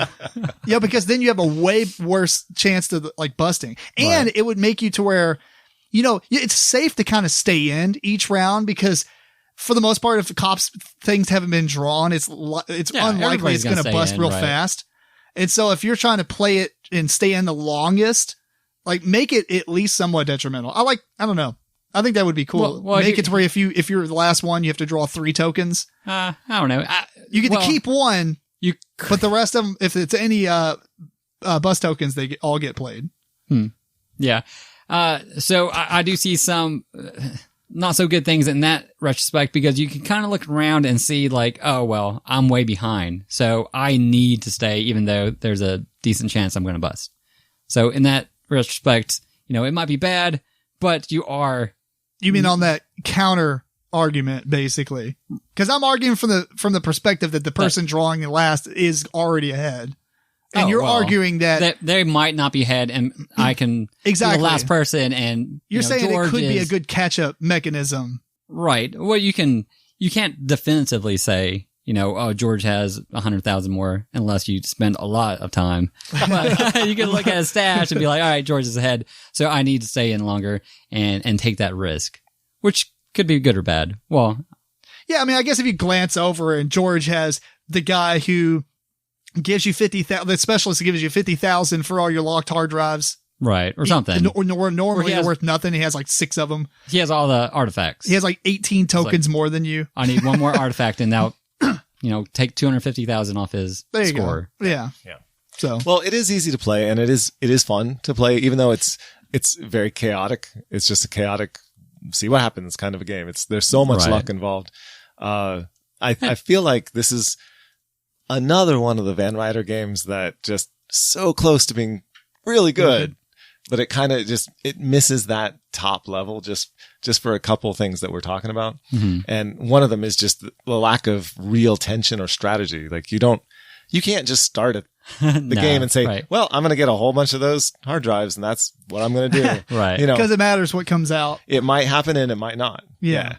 And there's so much luck at the end of the game, that it can make the whole first half of the game irrelevant if you depending on how those chits come out at the end. Mm-hmm. Yeah. So there's just not a whole lot of teeth to it. And that's my real other thing is in the first part of the game and in the second part of the game, really, you're bank robbers. Okay. Mm-hmm. So you'd think you'd be some kind of unsavory types that, you'd kind of do things to each other, right? To try to get away with the most money. But there's not much you can really do to each other. So instead of stealing from the vault floor, all your tokens are on display and you can swap from each other. Just if there was something that you could do to really influence other players. But in the whole first half of the game, there was a comment on. Basically, it's cooperate. You're cooperating with each other, essentially. Right? Yeah. Mm-hmm. There was a guy who commented on Board Game Geek and said that you're polite bank robbers. Let's help each other. Yeah. Are you going to use your token? Oh no, I'll use my token. Okay. Right. Yes. Yeah, it's just the whole thing is there's not enough real bite to it. And if there was a way that you could, change the first part of the game. So instead of maybe secretly having all of the places that you go to, revealed, maybe you don't have that first part secret. So you're showing, oh, I'm sending these guys to job number 1, right? But you also have a number of cards that are like nothing cards. They're like bluff cards. Mm-hmm. So people think you're going to go do job number 1, but you're really not. Well, you do have the trash can that you can kind of bluff with that. Yeah, no, that's true. But what I'm saying is, actually have the numbers on display. Right. I am sending someone just like the number of cards that you're sending, but maybe those aren't real cards. And then you have a token that says, I'm not really interested in that job. And if it fails, you guys are going to pay. But I said I was going, and if it fails, I actually get a tiny reward because I tricked you guys. Without actually changing the game the way it is, they could do something kind of like that and add they can add I don't know, 00 agents. It doesn't make any sense, but people who are like thieves, and you could draft those, and if you assign them to a job, and it gets revealed, they don't contribute to the actual requirements, but they steal something from everyone or something. Yeah, like a double cross. Yeah, or devalues the actual the reward that it has. So you want people to fail that job, but they thought you were going along with it. Yeah. I don't know if you could add a lot of cards to the deck though, because I think it is designed to where you almost play all the cards. Yeah. So it'd be hard, but it would have been nice to have something that was not nice that you can do. The art is great. The play is easy and fun, and it's short enough. It's a good game. It's just so close to being just so much better. And another thing I thought that was cool is there is a ton of components. So you can get, it's like a gateway game level of depth, but at the same time, you feel like you're doing all kinds of stuff because there's just stuff everywhere and it doesn't overwhelm anyone. And that might be a cool game to bust out with people who are into board games but never really played them, so they don't want to play a game that has a ton of stuff they have to keep track of. This is there's a ton of stuff, but really all you need is the cards in your hand. So, yep. Yeah. Any other comments? Final thoughts? No, I liked it. Playtime is usually under an hour, so yeah, it's a pretty fast game. Hits the mark. Yeah, I recommend it. I think it definitely is a entry level game.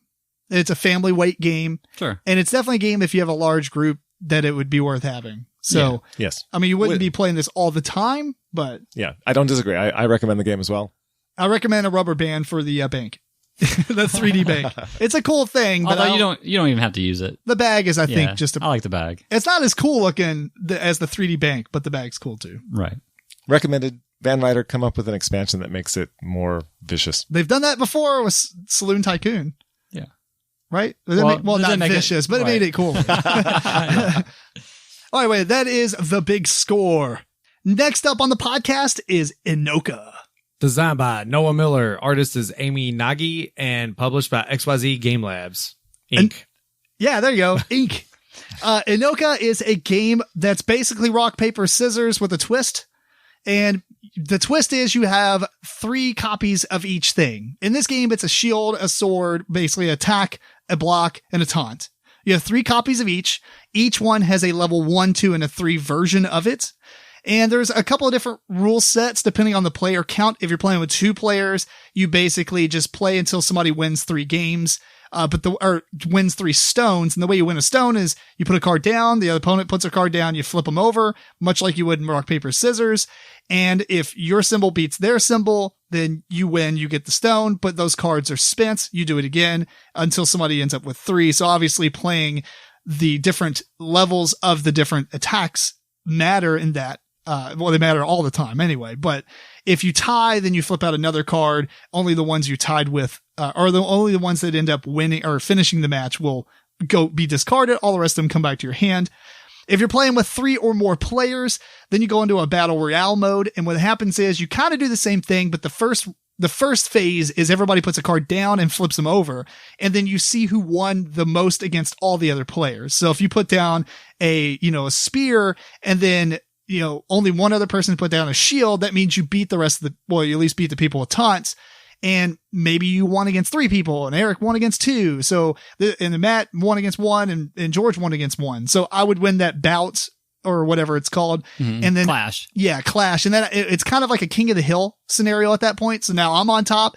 I get this little leaf token and now I play a single match against everybody. The difference being that you take 5 cards of your 9. So you have to kind of think about what you want to bring. And then you play. And if you beat all 3 players, then you get a stone. And then you do it again where you pick 5 cards, everybody puts a card down face up or, and then you do the bout clash or whatever. Right. And then you do the King of the Hill thing and then somebody gets another stone. And then 900,000 years later, somebody actually wins. Yeah. So I told you what I thought about it. No, I'm just kidding. You know what? Here's the thing. I actually did enjoy it for the first 5 to 7 minutes, like it says on the box. Yeah. It does say that on the box. Somehow. It does. And it's probably for 2 players for sure. Right. Yeah. It's a neat game. Oh, first off, let's talk about the artwork. Artwork is super awesome. Production value is good as well. The inside the box art, the art itself. Yep. All that's really good. Small box. They didn't waste space. Right. Yeah, it's a small box. It's a cool looking game. It's got a lot of appeal just by looking at it. It has lovely, strange cat creatures. It does. I actually like the shield ones the best. They were nice. The art was very well done. Yeah, the art is super pretty. It's really vibrant and the contrast is high. Mm-hmm. So everything's like super colorful. Yeah. Just buy this, add it to your Dixit. There you go. Yeah. Now, it's weird because I don't think it was bad. The only thing I don't like about it is this whole, we've talked about this before with Eggs and Empires from Mayfair. Basically, you play the game and then somebody gets a stone. You're like, that was pretty cool. That was 1 point. Oh, yeah. yeah. Let's do it again. Our tournament we played. That was like 15 minutes. We mean do it again. And so like you keep going and then if it spreads out well enough, then you were playing up to 9 times. 4 players. You're playing up to 9 times or 2, 4, 6, 8. Yeah, 9 times. Right. Oh man, it overstays its welcome in that scenario. Yes. By a long shot. And that's sad. It's a pretty simple game, and there's actually not all that much to it. So doing it for that long kind of gets a little tedious. It's like legit playing paper, rock, scissors, but you keep track to how many times you can throw each thing. Mm-hmm. Just play that for about 35 minutes, and it will wear you down. I mean, you do keep 5 of the cards every time, and you can change them out every bout. And then you can kind of card count in a way or know which cards have been played before, because anytime you win a card, you see, at least one of the cards that the winner has used before. So you can kind of keep track of that, know what's in their hand to some extent, But, I mean, a lot of it is going to be a little random, or it's going to be like, oh, are they going to use that card? Or maybe they have, they're going to use a different card. So you kind of never know. Yeah. I don't know. I think that it's interesting. And like I said, I don't think it's bad. I just don't think it's good with more than 2 people. It's bad. I would say, yeah, it's not very good. This was kickstarted? It was a Kickstarter. It was a Kickstarter, yeah. It is as good as rock, paper, scissors is.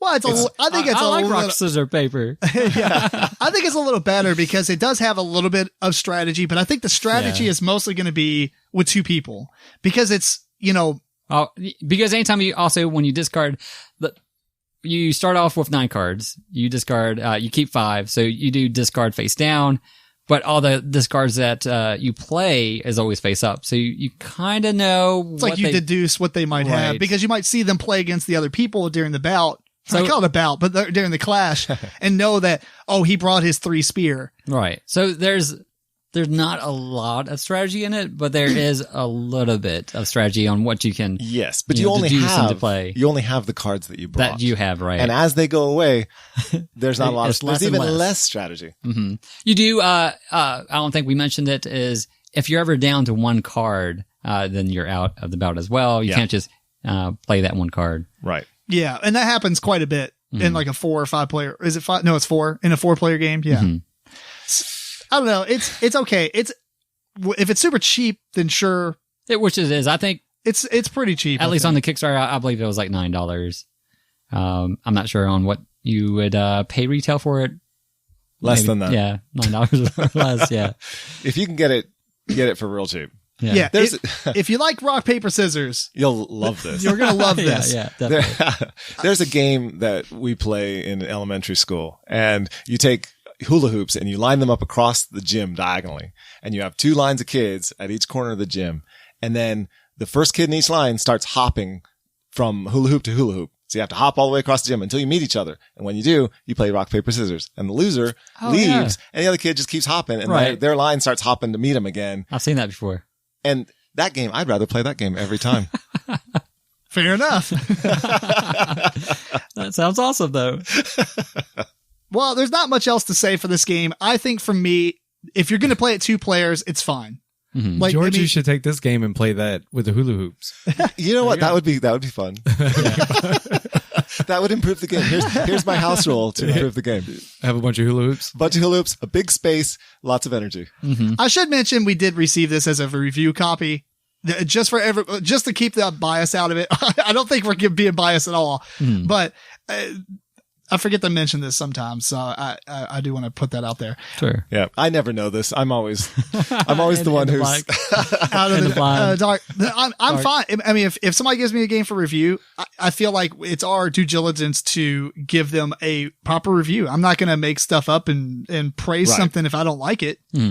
I think that for me, 5 to 7 minutes was completely inaccurate to put on the box. That's terrible. If you're gonna put on the box, of course, for 3 to 4 players. If it's 2 players, for sure, it's 5 to 7 minutes. But if you're playing more than that, the box needs to include that. That's why, like, Archipelago says like 30 to 400 minutes or something. It's like, depending on what you're doing. Yeah, that's not as attractive, but it's disingenuous, I think, to put a time frame for a specific player. Unfortunately, is a it's a problem that a lot of publishers have. Oh yeah, for sure. Yeah.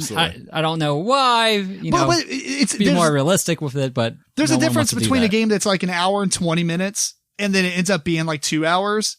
That's like, okay, maybe if I played it is 2 hours. Oh yeah. Well, hour, sorry. That would be all right. I was thinking 100 minutes. But say it's like 100 minutes and it ends up taking you 130 minutes. Shush. Math again. It has been a podcast about math. Yeah.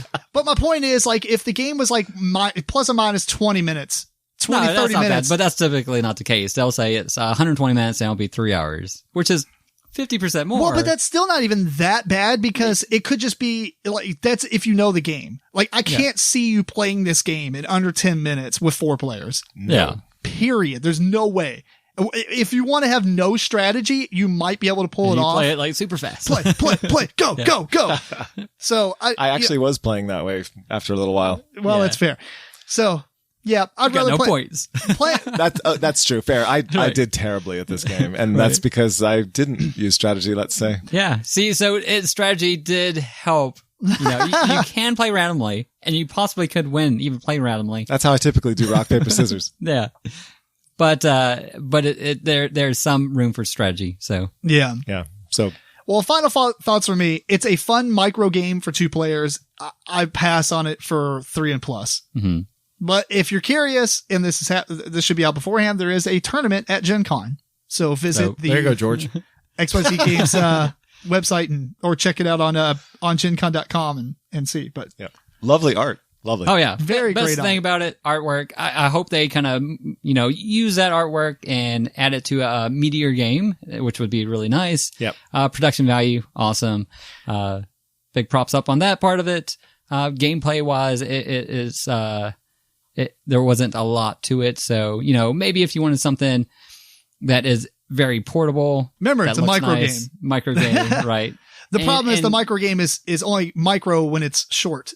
And then if it's really drug out over the game expands to 8 players. Think about that. All right. Ooh. Yeah, you can play. Oh, yeah. We didn't even mention that. Really, you can buy 2 copies of this game and play it up to 8 players. I didn't really go into those rules. There you go, George. Does that have imagine separate rules? I didn't even know. It did. It came with extra whole page about those rules. Well, maybe that actually could have some cool stuff to it. Yeah, maybe maybe it's the 3 and 4 that's problematic. Yeah, that's true. All right, we're gonna have to revisit this. For I get another copy. yeah, All right. I'd like to know. I'd be very curious to see what the other rules are. yeah. We'll have to at least read them. I don't think. First off, it's okay that we didn't play it like that because No, that's not what yeah, the box right. shows. The box is for Up to 4. 2 to 4. Yeah. Mhm. So. But anyway, yep. I think we talked enough about this one. If you're interested, check it out. Especially with 2 players, I think it's a fun micro game, but be cautious at 3 and 4. Maybe add another box that has separate art, separate symbols, so you can do what is it? Lizard, Spock. Spock. Lizard Yeah. Spock. Oh, win losers. Paper, No. rock, Paper, scissors, rock. lizard, Spock. Right. All right, we're moving on. That's Inoka. And the last game on our list is Wooly Whammoth. Designed by Rebecca Blue and Nicholas Cravata. Artist is Copeo Fox, and is published by Smirk Dagger Games. I'm going to start doing this from now on, just as a warning. This is a review copy that we received directly from the publisher. Anyway, Wooly Whammoth is a game for 4 players, and you each have a board that has 10 spaces on it, but there's a board underneath of it that will elongate as you take out your mammoth. So what you're trying to do is run as fast as you can, basically through this straight line and stab the mammoth to get its meat. But if you go too far, you accidentally knock the mammoth off the cliff, you still get its meat, but the guy died. So there's at least a pro and con there. You fall off the cliff with the mammoth. Yeah, you fall off the cliff with the mammoth. Right. You should get 2 meat. Cannibals. There should be a faction. We'll get back to that. A faction card that's cannibals. Well, anyway, And there's fewer people eating. So Right. Should go farther. Expansions. all right. Real quick rules rundown. I'm not going to explain everything, but the idea behind the game is you want to get 6 meat to win the game. The problem is you need to use this meat to collect your cards back because everybody has the same 8 cards, and the cards are basically numeral values of -3 to +4, something like that. And you're going to play these cards face down. You play 1, everybody does the same, then we flip them over, and then we add up the total of all 4, in the cases that we played, all 4 players. Oh no, y'all. There's 3 Yeah, we players. played right? 3. Whatever. All the players at the table, we add up all those scores, and that's how far everyone moves. But you also get to modify it based on your card specifically. So mine might be the 4+1, meaning I can move my card 4, and then maybe George played a 2 and Eric played a 2. So it's 4, 5, 6, 7, 8 spaces, but I have the ability to add +1 to mine after the fact. So there's a little bit of room for difference among the players. Not everybody's playing the exact same game or anything. And if you land on either the last or second to last space, you get to kill the mammoth, you get its meat, and then you reset your board by putting your guy who survived back at the front or back at your start space, but then you elongate the board by 1 more space, so you pull the board under it out. And you only have 4 lives. If one of your guys dies, you get to get a new guy, and you're trying to each round you play a new card, but you lose the cards that you played previously. You get to pick up all your cards that you've played if you discard a meat token. So the idea is you have to be really efficient, whatever, with getting the meat without dying. so that you can get 6 at one time, but you have to spend those to get your cards back. Lastly, there's also, well, first off, there's some tar pits on the spaces. So if you ever land on those, you die. If the Woolly Mammoth ever charges you, because there is one card that each person has that's a 1, but it also says the mammoth charges. So after the mammoths are, you decide on that round. So everybody flips their cards over. Everybody moves up. Say me and Matt don't get our mammoth, but Eric and George do. But Eric actually played the 1 card that actually makes the mammoth charge. Only Matt and I's would charge because George and Eric had killed their mammoth that turn. So that our mammoths would charge at us. There's a charge deck that you flip over a card and it tells you how many spaces. And there's like detriments too. Like if it didn't kill your guy because it ran over your guy, then you might have to move back a couple of spaces, or you might have to discard a card at random, etc. And then the mammoth returns back to the last space on your board. And then you play again. You flip over a new card, etc., etc., etc. There are 4 different factions to the game. The only difference being that they have a special ability card that has 2 different options. Once you use it, you flip it face down, and you don't get it again until one of your guys dies. Then it flips that card back up. Anyway, you keep going and going and going until somebody gets 6 meat, and they win this silly game about mammoth hunting. Dope. So, George, what do you think? I thought this was a really nice game, a really great family game. The theme is amazing. The cartoon artwork is fantastic. It's really, really good. The art is one of my favorite things about the game. The theme just works with the game. Yeah. It's so silly. Your guys are so dumb. Yeah. And it makes sense. If you're charging the mammoth and scaring him off the cliff, then you elongate your board because the next mammoth is a little more wary. You have to start, he's aware of you a little bit, sooner. Yeah. So you have to be coming up from farther away. Never thought about it that deep, but Did you read the story? I read the story. Okay. The game just has all these nice little touches. It's the sort of game that I typically just would overlook and say, okay, pure chaos. You're just programming. What happens. But in this case, I felt like I did have enough agency. I could sort of deduce, because everyone only had 8 cards, I could kind of figure out what I thought was going to happen. Yeah. And where, depending on where they're at versus where you're at, what they want to do. Yeah. Yeah, so there is some interaction between players because if they're really close to the mammoth, you might make want a charge. Yeah, you might want them to either go off the board or do something else. Make a charge. Like you said, playtime wasn't too long for this sort of game, and you could even just alter that by saying, okay, we're playing to 4 meat, or whatever you want. Oh yeah, that's pretty easy. I forgot to mention though, if you play your last card, or if you go to play a card and you don't have any, your entire family starves to death and you're out of the game. Yes. So you do have to get meat. You do have to spend it to get your cards back. Yeah, you spend it all the time. It's painful. Yeah. Now, although I would actually say that's the one part maybe I didn't like so much on the game is you did have to spend your victory point or your meat. That's amazing. And you didn't like that? I actually thought to that. Get more cards. No, because then you would get so close. You'll be up to 4. But man, I don't have enough. These cards in my hand aren't useful for me, so I have to spend my meat to get my cards back to make a meaningful move. For this next round. I think that's brilliant. Like I normally hate that. Right. You usually don't like that. I normally always do not like where that. there's you move back in points for whatever reason. Yeah. My biggest thing is I don't like when money is worth 1 victory point at the end of the game, and that's significant because then as you're playing the game, you have to evaluate if I spend 5 coins, it's like only a third of my money, but at the same time, that's like 5 victory points and I'm only going to get 7. Well, that's worth it. Well, it's worth it, but that still, I don't like that kind of stuff. I like it when money's like 10 for 1 or something silly where it's like money is just kind of an afterthought at the end. Right. This one is the idea of basically your money. How much longer can I push this? I got 2 cards left. I only need 1 meat. Let's see what happens. Yes. Can you be clever enough to use your crap cards to still get meat? It's really good. Movement. That tension is nice. I will say the only thing I actually did not like is the special powers. I don't really think that some of them are as useful as others. Yeah. Honestly, at this point, I'd almost rather have seen like a global list of abilities and you can just use it to use one of those abilities. That'd be nice. Instead of having a tribe that has special abilities. Right. Here's my house rule. Yeah, just put all the cards in the middle, and when you flip a penny or something when you flip it. You have tokens that are colored to match the different tribe families, right? Yeah, and then you have 4 cavemen. There are 4 powers. Oh. And Each one of your gets cavemen one. gets one of them.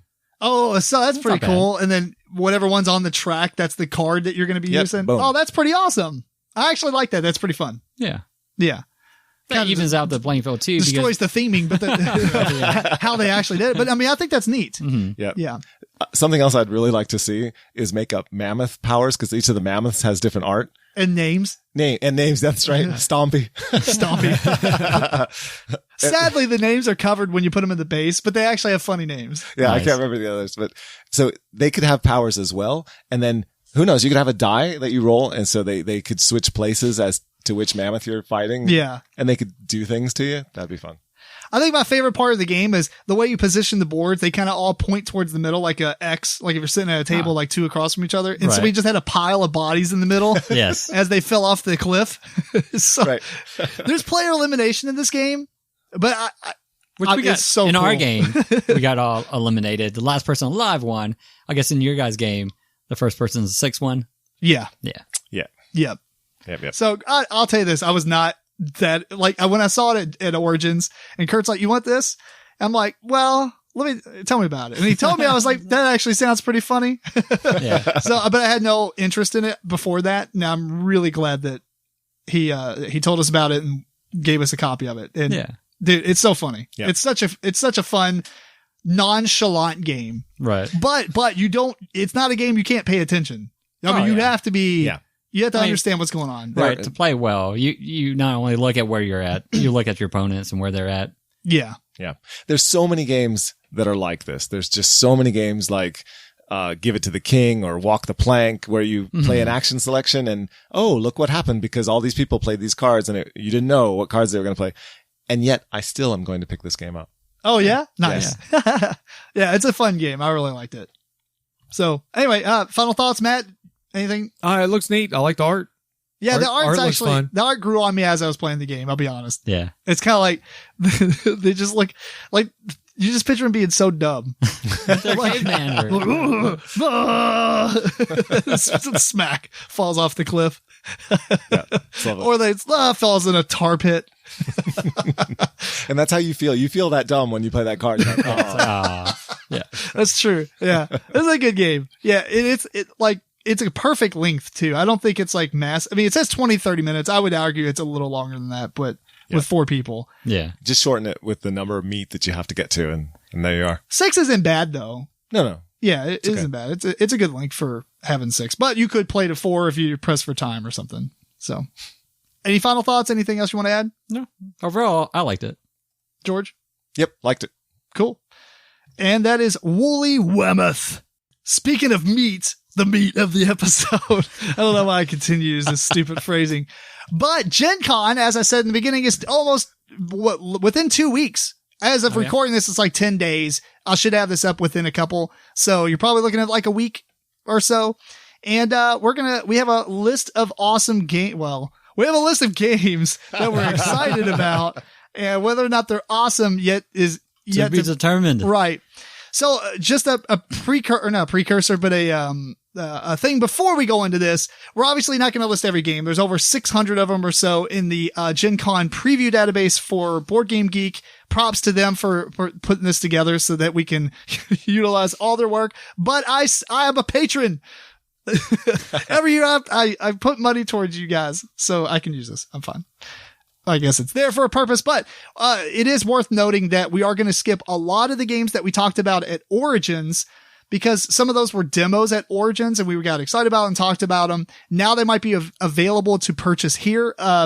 George has a list of most of the games I think that we talked about that are going to be available for purchase at Gen Con and were not for purchase at Origins. So if you are interested in any of these games, just to check out our previous episode, maybe 2 episodes ago. Yeah, 2 episodes ago, where we talked about the Origins games preview. Okay, and these are, like you say, some of the notable ones that will be on sale. Certainly not everything from Origins that is now on sale. Mm-hmm. We have Luxor, The Mummy's Curse. We have Mega City. Mystery House Adventures in a Box is not for sale, sorry, but check that one out. That looks really cool. Also for sale, Monster Slaughter. We have Mental Blocks, Letter Jam, Detective, City of Angels, and Seasons of Inish. And just to note, the mystery box thing, if you haven't checked on our Instagram account, check out our Instagram TV. Eric and I did some videos on there where we interviewed the publishers and had them kind of run through the games. And one of those was the Mystery House. So I think it actually has like 700 views or so. So it's doing pretty well. On top of that, I forgot to note these. I just noticed them, but Dungeon Academy is going to be for sale. That was the one I was most excited about that they did not have for sale, but they were supposed to, I guess. And Unearth the Lost Tribe, which they were supposed to also have. This is the expansion to Unearth, but they did not have it, but it will be there at Gencon. So very exciting. We're going to start with Eric. Yes. So my first one here is Isle of Cats. Actually, I looked at it just because it was one of the most thumbed up on this grouping here on this list. So it's by the City of Games, which I don't know too much about this publisher. But so the story of the game is you're traveling to this island that has all these cats on it. There is a guy or a company that's going to this island to take all the wood from it. So you're going over there to save these cats and put them on your ship. And they are in kind of forms of Tetris pieces. So you're trying to, get those cats on in different ways and these treasures. So it kind of looked interesting. I'll check it out. It is for demo and not for sale, but something to look out for. Cool. The first game I've got up on here is Dragon Scales. It is by Richard Lanius and published by Arcane Wonders. This is, and it has Stephen Gibson. This is like a trio of awesome, I'm just saying, because Stephen does amazing art. He does a lot of Greenbrier Games artwork. But basically, it is a game where you play the villains and you have this loose alliance with everybody because there's this crazy dragon that you want to kill to take his stuff, basically, because you're bad guys, I guess. And the board looks cool. There's not a ton of information. It looks awesome. Like as far as the artwork and the board setup and everything, there's only a couple paragraphs about it on Board Game Geek, so there's not a lot of stuff, but it is the next entry in I believe the Dice Tower Essentials line. So I'm going to assume it's going to be pretty good because Tom would probably not publish it otherwise. Get, for the Dice Tower Essentials line. Mm-hmm. Yeah. So it looks awesome. I'm excited about the artwork. No, I know that no one can see this on the thing, but it looks nice. It's pretty. Yeah. It looks really cool. It's very really vibrant art, even though you're like supposed to be villains and stuff. And I don't really know what's going on, but it looks cool. That's all that matters. Yeah. What you got, George? All right. My first one is one that I don't know a lot about, but I'm trying to do these in order of what I really am excited about last. So this one could be good. It's called Blind Spot, and it's a word game. It looks like you get a card or maybe a large card. I don't know. With, how when you go to the eye doctor and you get a bunch of letters on a chart. So you've got that. And then you have these black spots that you somehow put onto this chart. And you do so in order to separate letters more than likely and create words is what I'm guessing. Okay. So I think it's going to be this sort of thing where you keep sort of breaking these things up into smaller and smaller words until you can't anymore. Mm-hmm. I like word games. This one sounds interesting. I don't like word games. This one has one piece of art that I can find on BGG, and it's the title. So don't know much else. Gotcha. It's sort of a shot in the dark for me. Yeah. We'll check it out. Blind Spot. My first game is Carnival of Monsters by Amigo. This is a Richard Garfield game. It's also, I believe, I saw a video with Tom Vassell. I believe this is in the Essentials line. I thought he mentioned that. So, but basically, there's a Royal Monster Society or something like that, and they only allow people into their group, one person a year. So you are going to be drafting lands, if this sounds familiar. And once you get certain kinds of lands, it allows you to capture certain kinds of monsters and get them out. Those are worth points. You play this through 4 seasons, and I don't know, it just sounds cool. Tom seems to think it will appeal to a lot of Magic players because it sounds very familiar to it. With the lands and the monsters and everything. You don't fight each other or anything. It is just straight collection. Like Pokemon.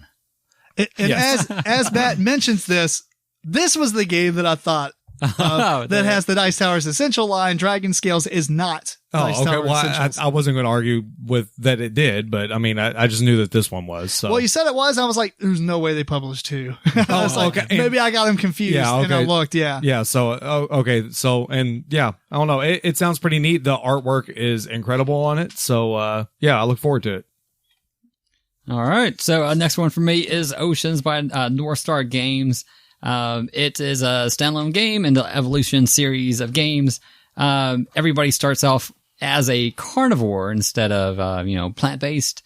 So that's going to be a little bit different. And it also has 100 unique traits, in this, a deep down deck, that you'll draw from. So sounds interesting. And, I do kind of like the Evolution, series of games. So looking to try this one out. Cool. And it's for demo. Eric the Demo King. No, I'm just kidding. Bang has an expansion after how long? I think Bang the Dice Game's been out for quite a bit. It has. Yeah. So we got Bang the Dice Game, Undead or Alive. And it basically adds 8 new dudes, 2 new dice for fighting duels. If you lose a duel, you have to draw like a wound token and it'll like stop certain symbols that you can roll. Then I guess you discard it after you roll, maybe. Yep. Anyway, it comes with, with 4 more players, you can play Undead or Alive mode, which adds a deck of Boneyard cards. And if it overflows with corpses, a zombie outbreak might begin. So it sounds pretty neat. I'm always looking for a reason to get Matt to play this game. So I'll spend $20 to do that. If you haven't been around, Matt hates this game. Yes. Top 5 games I hate. Yes. Bang the Dice Game. Bang the Dice Game. Bang the Dice Game. All the expansions. What you got, George? Big bullet version. Okay. My next one is my only 2-player, as far as I know, and it's called Fluttering Souls. Fluttering Souls is by Joel Lewis, and it's published by Nurse Shark Games. Haven't heard of either of those, but this is a game that has beautiful artwork similar to Wingspan, only it's butterflies. And in the game, you're trying to collect butterflies through card play, and when you do, through a round, if you have the most of certain kinds of butterflies, you will win the round and you'll get a white butterfly. If you collect the most white butterflies, then you win the game after 3 to 5 rounds. The reason it's a white butterfly is there's this lovely Japanese story about white butterflies. Yeah, being the... Is it a poem? Because I need a poem. Do you know, I bet I could find a poem. I bet there's a poem involved. I bet there is. But this is a story about white butterflies being, visitors, who, they're the souls of those who have departed. Oh, so that's cool. Yeah. I like games where they have, a cool little backstory. It's Wingspan with theme, ghosts. Right. Yeah. Sweet. My next game is called Draftosaurus. It's published by Ankama. This will be for sale. I know a little bit about it. It's basically, there's lots of different like dino meeples, different shapes. You will be passing these around and drafting them. I think they intend for you to do it with your hand, but I think it's been recommended to like have a cup or something to put them in because it's kind of awkward, like passing a bunch of loose meeples back and forth. But essentially you have a player board that has like a dino park, and you're just trying to draft the dinosaurs to stick them in the different spots in the park. And you get points for depending on, if you have like so many of a certain type of dinosaur or, one of each, unique dinosaurs. And there might be a couple that's only like 2 of like the 7 spots. I don't know what the other ones were. But it just sounds cool. I like all the different meeples. I like different shaped meeples. So sounds neat. And it's drafting to an extent. Cool. For me, Black Angel by Pearl Games. I kind of just dug the theme on this one. Earth is dying off. The great nations band together, and they're trying to make sure that our species survive. So they made this gigantic frigate space station, I guess, that is called the Black Angel. Is going to go out and try to find a new planet for our species to repopulate. So it doesn't even have people on it. It just has our genetic material on it. It is, everything's done by a AI, which, you play, except, they didn't, I guess, want to put everything on, one AI. So they put different AIs on it. So you're playing, I think, one of these AIs, and whoever does the best kind of reawakens humanity on a new planet. So That's a interesting concept. Yeah. It's a great theme, and it's a re-implementation of the game Trois. Oh, yes. All right. Is that game good? I've heard it's very good. I've not played it. It doesn't sound like my kind of game, to be honest. Oh. Well, Maybe this one. It's not my kind of game in the sense. Not kind of theme or not kind of gameplay? Gameplay, like, I also don't like Zolkin, and a lot of people really, really like Blasphemy. Eric's like, this makes it more entertaining. I think it's probably an excellent game, just not for me. Mm-hmm. I am Jack's competitive card game. This is the Fight Club, the home game. It's the only 2-player game I have on my list, and it's by Mondo Games. Basically, one player plays, basically as the narrator, you're a slave to the retail nesting instinct. So you're playing this thing where you're trying to be a good civilian, I guess. And the other player is playing the voice in your head, basically. And I guess trying to really mess with you.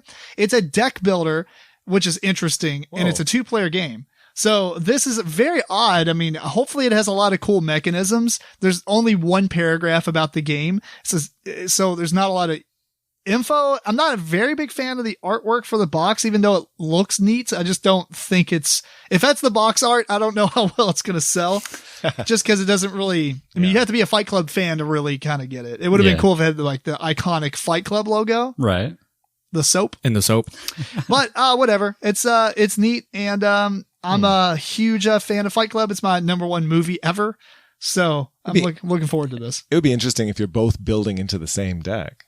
Oh, that'd be interesting. And you're trying to mess with each other or I don't know. There's so many cool things you can do with this mechanism, like this idea, this theme. So yeah, fingers crossed. Yeah. Okay. My next is called Sabotage. It is Tim Fowers' game of Fowers Games. And this is a game where you have, ideally two teams of 2 players each. And one team is the spies and the other team is the villains. And so the spies are creeping around on a board. Both sets of players have the same board, but it's separated on the table. You can't see the position of where the other people are. When the spies move, every so often, they have to, reveal partial information about where they are. And then the villains respond to that. The spies are trying to hack into the villain's computer 8 times, and the villains are trying to take them out. And it's a team-based game. Team-based. I love team-based games. I like team-based games. Yeah, I think there's not a whole lot of good team-based games. Oh, for sure. Yeah, this sounds pretty neat. And this is also hidden movement and deduction, which I also enjoy. Yeah. Sweet. Lighter note. My next game is Oh My God, Stacy. Oh my God. This is a player game. Oh my God, Stacy. It's a party game for 3 to 12 players. It is published by Chronicle Books. Essentially, from what I can gather, is I think they give you. Let me first start off by saying the box is a big Trapper Keeper that I think is incredible. I had a Trapper Keeper. Yes, Trapper Keeper, and it's even got like little like some of the goofy stickers we used to put on the box or whatever. Eric, you had a Trapper Keeper? Oh yeah, and your middle name is Stacy. Watch the rest of the episode. So inside the Trapper Keeper is other boxes. One of them's like a locker. One's a pizza box that I would believe is like the point tokens. It's about but the pizzas are together, and I think you break them up into slices. Nice. And the lockers have I think what I'm gathering is they give you a word or a phrase, and you're supposed to kind of like come up with 80s movies that relate. That'd be so hard. You better be a fan of the 80s, right? You better bring your A game. But they also have like morning announcements that changes the rules of the game as you're playing.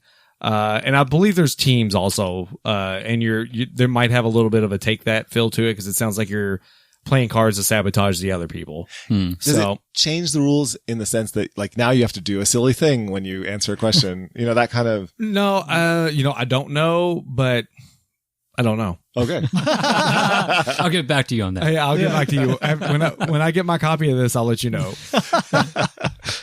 All right. For me, next game for me is called Era Medieval Age. It's by Eckert Spiel. Hopefully I said that right. It's a roll and build game instead of a roll, right? So, I will say there is one bad thing about this game, and they decided to make their player boards on this, like, ugly yellow beigey. It's like 1970s off-white Right. beige. Out of, plastic. They could have easily made some kind of background or made this much more pretty. They have castle pieces and buildings and walls that are also plastic, but at least, they will look nice. But what you're putting them onto is very bland, but it is something I'm still going to, check out. But that might cause me not to just buy it just because of the player boards. Yeah. I almost added this to the list, and then I saw that. I'm like, looked at the picture. Nope. Yeah.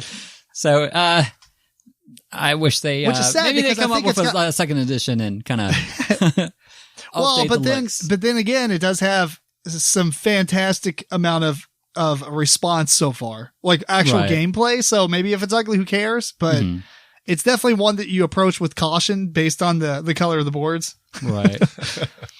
Next up for me is Team 3. This is coming out by Brain Games. And essentially, Team 3 is a team-based game. There we go. Right.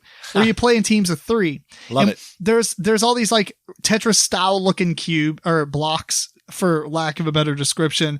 And you have to put those in a certain pattern, kind of like what you're doing in Lift It. Like that style of idea, concept or whatever. Here's the problem. Right, you play one of the 3 monkeys, so one can't speak, one can't see. One can't see. That's different. One can't hear. Correct. Right. Yeah. So basically, the one person pulls out a blueprint card, and that person can't speak. So say I'm that person. I got to relate to Eric how to build this with gestures, like pointing and moving my hands and making like the tiles with my hands and stuff. Yeah. Then Eric, who's in the middle, has to interpret those gestures and tell them to Matt, who can't see the pieces. His eyes are closed. So Eric's like, okay, Matt, put the one that's a plus sign in the top. And Matt's like, I don't know where that's at. So you're What's trying, the top? yeah. So you're trying to build this. Pretty interesting. Yeah. And team games for 3 players, that's already good. That is already good. Yeah. 3-player teams. It sounds fantastic. I mean, I guess you need, a specific group of 6 or 9, Yeah. but that will be one of Yeah. your problems. But if you have that kind of group, awesome. I mean, it says plays with 3 or 5 to 6. So I don't know. There might be like a weird, Some kind of They got a variant. variant. Yeah. Like somebody Yeah. floats between teams. right. Something like that. Yeah. So- I'm so down for this one. Yeah, there's 2 different ones. There's a green and a pink version. And it says each version of Team 3 comes with a different set of blueprints and a mini expansion. So Who's the Fantastic. publisher? collect them all. Brain Games. The same people do Ice Cool. Gotcha. Yeah, CMON actually did something similar with one of their games, Railroad Inc., where they have a blue and a red. Oh, yeah. A lot of people actually didn't like that because they felt they were kind of double dipping on the same game just to get a couple more pieces. Agreed.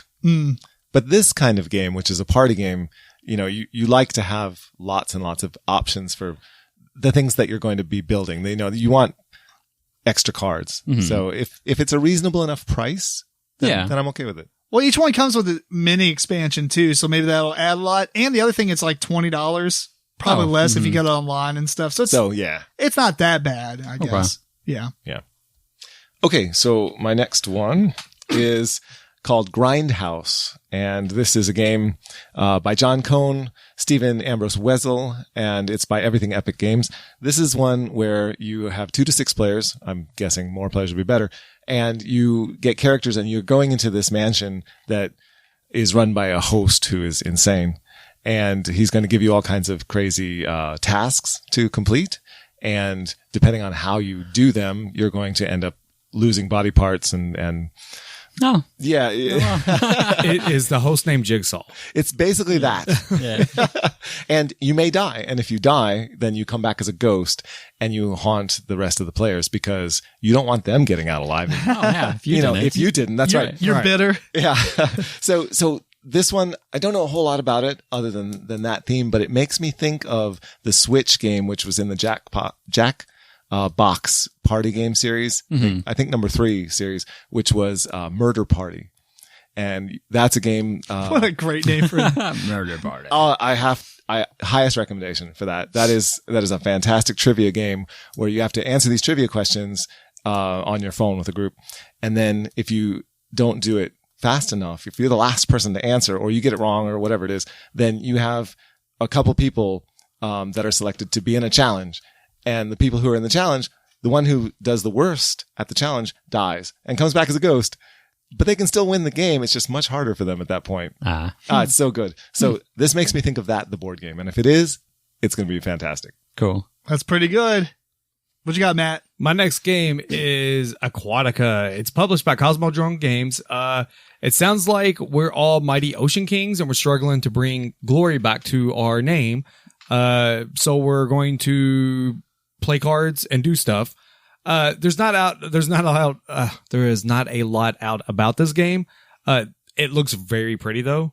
The one thing though is they mentioned that it has a 3-layer player board and a unique mechanism of card rising, whatever that is. I don't know, but I'm interested to find out. So Right. 3 layers though. That's crazy. yeah. So I wonder why. I don't know. It looks very pretty though. I like all the some of the card art that I saw. Cause I think you're trying to, draft creatures to do things for you. So I don't know. Sounds neat. Next one for me is Makikoro Legacy. It's by Pendosaurus Games. If you like Makikoro, why don't you play a series of 10 games? So it's rolling dice, collecting income, building buildings, all that good stuff, getting some landmarks, but you're doing it over 10 games and it's going to tell some kind of complete story. So just because of the legacy aspect of it, I wouldn't mind checking it out. Well, hopefully it's one of those legacy where things change, but you can just kind of reset it and play again. Maybe. Because I don't know. Magikoro isn't really that long of a game. I mean, what do you sit down and beat the game all in one go? But then you lose all the legacy aspect of it. I don't know. Right. It'd be interesting. Yeah. To see what it adds. See what it actually does that changes the gameplay from game to game. Right. Next up for me is a game that I'm very excited about. This probably is one of the only demo games I have on my list. But they said that they were shooting for a release at Gen Con, and that is the God of War, the card game. We talked about this in the news segment, probably not too long ago, maybe 3 or 4 episodes or so, when it was first announced. But basically what's neat about it is it's a cooperative game, which is usually not on my list in the first place, but everything that's going on just sounds awesome. Each player has a deck of cards that you're going to do stuff to try to affect what's called the scene. And the scene is like this grid of cards that are double-sided that make up a scene of a battlefield or whatever, like maybe it's an entire dragon and different pieces of the dragon, or it's like a bunch of different monsters, each one on a different card. And there's a lot of elements to where when you flip the card, stuff happens, and there's some dice rolling and some neat stuff going on. But the thoughts of this like battle scene in the middle that changes when you actually affect it by flipping the cards over, maybe stuff gets destroyed, and so many cool things. Sounds neat. Yeah, it sounds like a pretty cool like experience. I don't think it's supposed to be super long. It's more of like it's supposed to be, I think, from what I understood in the comments and people writing about it, it's going to be a lot shorter and lighter, specifically because, you want to grab the video game crowd with this type of title using this license. So they're not going to be like, it's not going to be real in-depth probably. Yeah. It's not like WoW, the board game. Right. Yeah. So the only pictures they have look cool. And, I remember them showing the other pictures on the actual, CMON websites, and it just looks neat. The scene is just such a cool concept. Yeah. It screams, please get the Monster Hunter license and make it to where like you Yes. can sever the tails and stuff. And Right. Oh, yeah. oh, that would be awesome. If they even put that on Teburu, I would do it. Yeah, right. Yeah. Okay, my next one is because I can't buy Cat Isle of Cats Right. just Another yet. cat game. Can't get it. This is called the Cat Cafe, and this is by Li Juhua and Alley Cat Games. And interestingly enough, this is a roll and write that is based on his previous game, Cat Tower, which is a dexterity game. Yeah, I remember that one. So I'm not quite sure how that's going to work, Yeah. but I'm thinking I could use this as a roll and write just to enjoy roll and writes, and I could maybe use parts of it to add stuff into the game Cat Tower. Yeah. Do you have that? I do, yeah. Oh, okay. Cool. So I'm really interested to see how that goes, and I don't have more than a couple roll and writes, so why not get same one about here. cats? What the things you're actually drawing on there are like toys and stuff for your cat. You're drawing toys on there are all these cat Right. towers. Like trees, like the little Yeah. carpeted trees. Yeah, and not stuff. towers made of cats as the actual dexterity game, but towers that cats sit on. And then you put toys on different levels, and where you place them gives you points. Yeah. So you roll dice to figure out how you do it. Sweet. My next game is Dragon Realm. It's by Gamewright. This is kind of a lighter game.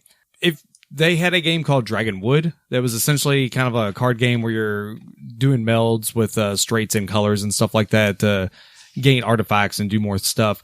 This is just a little bit more deeper version of that. You're essentially kind of doing the same thing with the cards, but there's an area control and it's not really a worker placement. It's more just area control, like I said. But it sounds like you're trying to get to these locations to get stuff, but there's goblins that can beat you there. So I assume the game is somehow playing against everybody at the same time. I looked at the pictures, and I remember a long time ago you talked about this game on the podcast because I didn't play this one. Yes. Oh yeah. Okay. But it looks kind of similar. Yes, it is. The card play sounds pretty much like the exact same thing. Okay. But they've added areas to put meeples on. So it must be doing well because I see it like at Target and I see it at Meijer. yes. So it's interesting. I didn't realize the game was that popular or sold that well. What, Dragonwood? Yeah. Oh yeah, I'm sure it does. It's a nice little kind of filler beginner game for kids. So yeah. My kids liked it. So, and it also has a dice rolling to do in both games, I believe. So Neat. All right. Next game for me is called Endangered. It's by Grand Gamers Guild. It is a cooperative game where you're trying to save these endangered animals, whether that be tigers or otters. It has it has a pretty cool mechanic in it, which I don't see in a lot of games. I don't think is where you're rolling these dice. You go into different action spaces. It is co-op. If you put a 3 on it, the next time you want to do that action, you have to put something higher. So, a 4 or a 5. But I guess once you put a 6, you can't do that action anymore. Also, there's the species that are on this board, and you're kind of wanting them to, for one part, kind of stay apart because things happen to the board where, it might take out, that one particular animal. But you also want them together because you want them to breed and reproduce. So it looks interesting. So I also thought it would be on George's list, but for whatever reason, it didn't make it on his list. I'm not sure I can bear the thought of killing them off. Killing otters. Yeah, Otters. Can't do it. But you're trying to save them. Even if I inadvertently killed an otter, I couldn't do it. All right. That makes sense. That's fair enough. You can play with the tigers. Yeah. My next game, I hope I pronounced this right, Ragusa, and it's by Braincrack. Well, it's Capstone Games. Braincrack Games, I guess, is the original. Published by Capstone Games. I don't know. Either way, it's an interesting game because all the players have like a handful of different of houses that you're going to place out on this map. And basically there's a city portion of it and like the farm area, I guess, or like the, I don't know. I don't remember what they actually call the other side, but basically you get resources by going out into the fields and stuff. When you place a piece, when your houses, you're going to activate the 3 spaces next to it. So it's always like next to 3 different things. So 3 different resources, or in the city, you're next to 3 different actions. And what's neat is when you place, you'll reactivate your other houses and stuff. Cause you always activate the 3 spaces around it. But what's neat is that if you place next to an opponent's piece, not only will you activate the places around it, but you activate your opponent's piece as well. And so it's kind of a strategy of placing out and maybe getting people to activate your stuff so that you get a lot of cool stuff out of your turn. And then, it helps you to victory. And it's supposed to be a pretty, 40 to 80 minutes, but it's a 3 of 5 on the weight scale, which is pretty nice. This sounds like a really nice, it's up to 4 players. Sounds like a really nice length game that I'm super interested about. Heavy Cardboard did an entire playthrough for, I guess, the Kickstarter. So if you're interested, you can check out the actual gameplay of this one. I didn't really watch too much of it.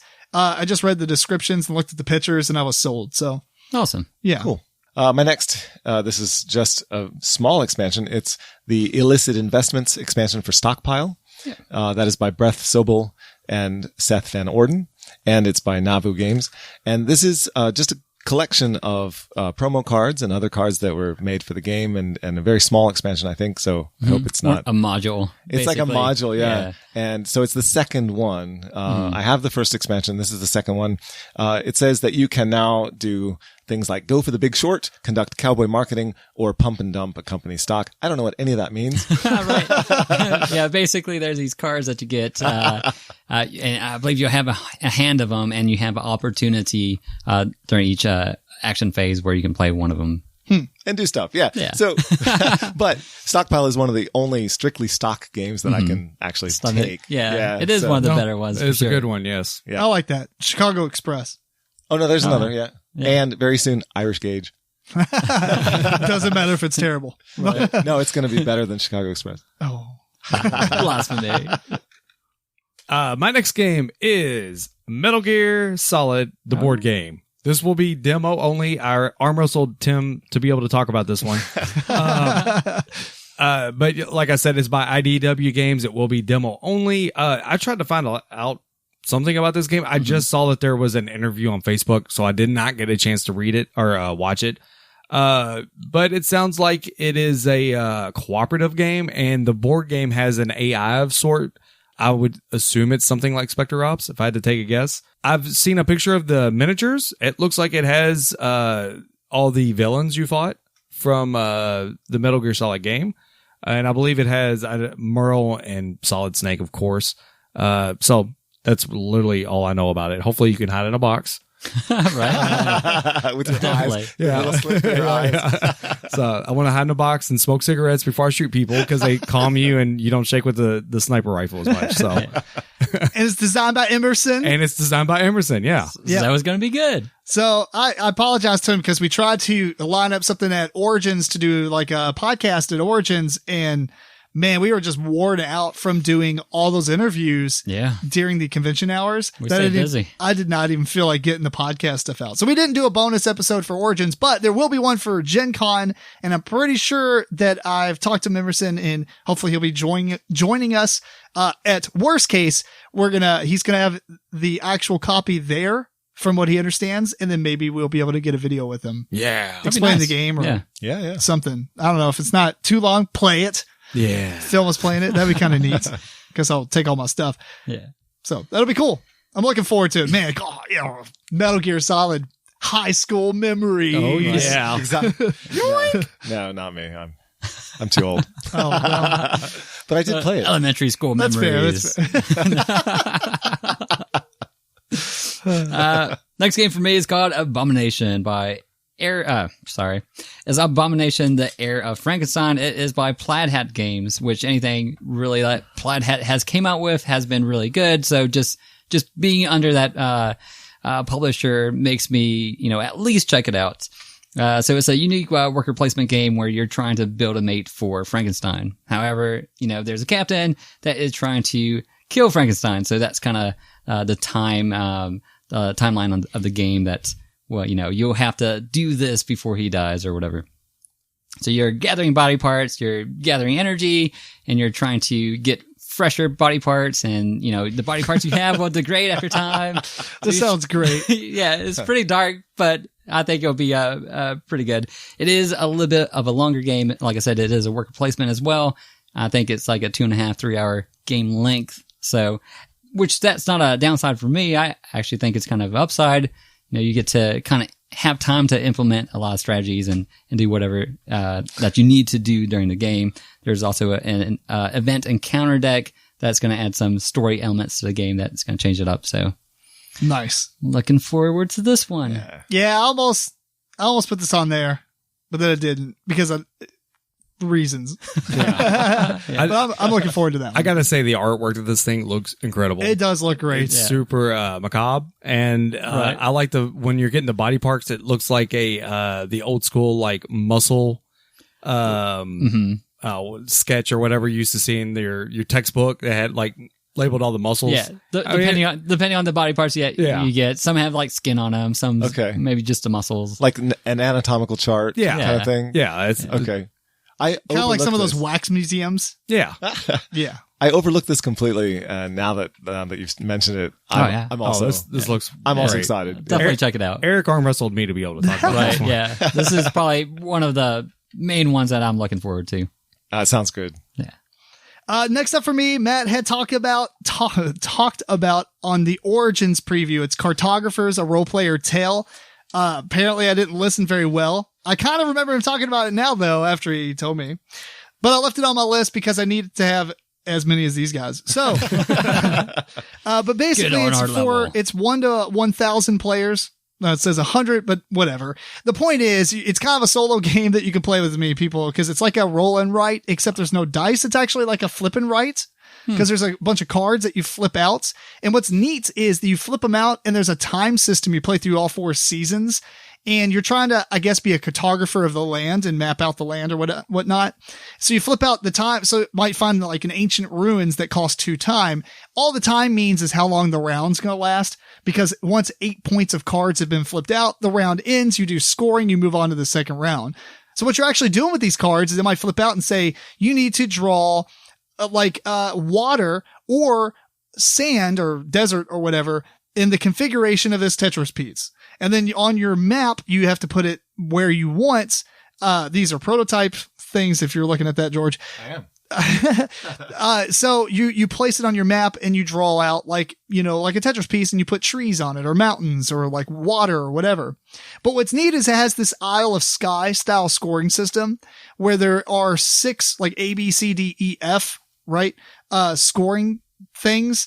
And then like in round 1, you'll score A and B, and round 2 is like C and D and all that stuff. Right. So like, even though you're not looking forward to it now, you might have to come back and score it later type of deal. So, you play over all 4 seasons, and then whoever has the most points pretty much wins the game. But it looks super cool, and I'm looking forward to it. I'm not that passionate about like roll and writes, but apparently this one's getting a lot of praise, and Thunderworks Games is quickly rising on my list anyway. So awesome.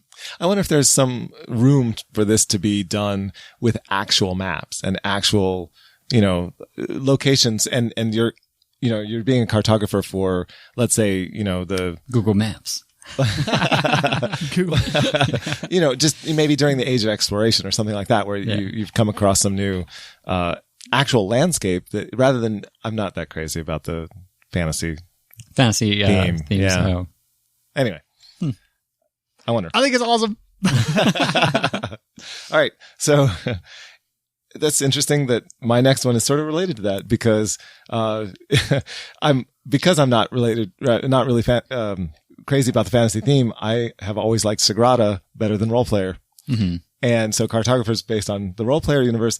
My next one is Sagrada, and it's Sagrada, the Great Facades Passion, which is an expansion for that game. There's going to be 3 of these. One is going to be called Life, and one is going to be called Glory. This is the first one called Passion, and it adds more stuff for the game. Fair enough. Yeah. Well, all right, real quickly. It adds rare glass, it adds private objectives, and symmetry public objectives. Not sure what that means, but it all sounds good to me. It's a great game. Gotcha. My next game is, and I think everyone's going to laugh at me as I talk about this. I didn't realize this is a demo only, but you already did the Stacy game. Yes. Yeah.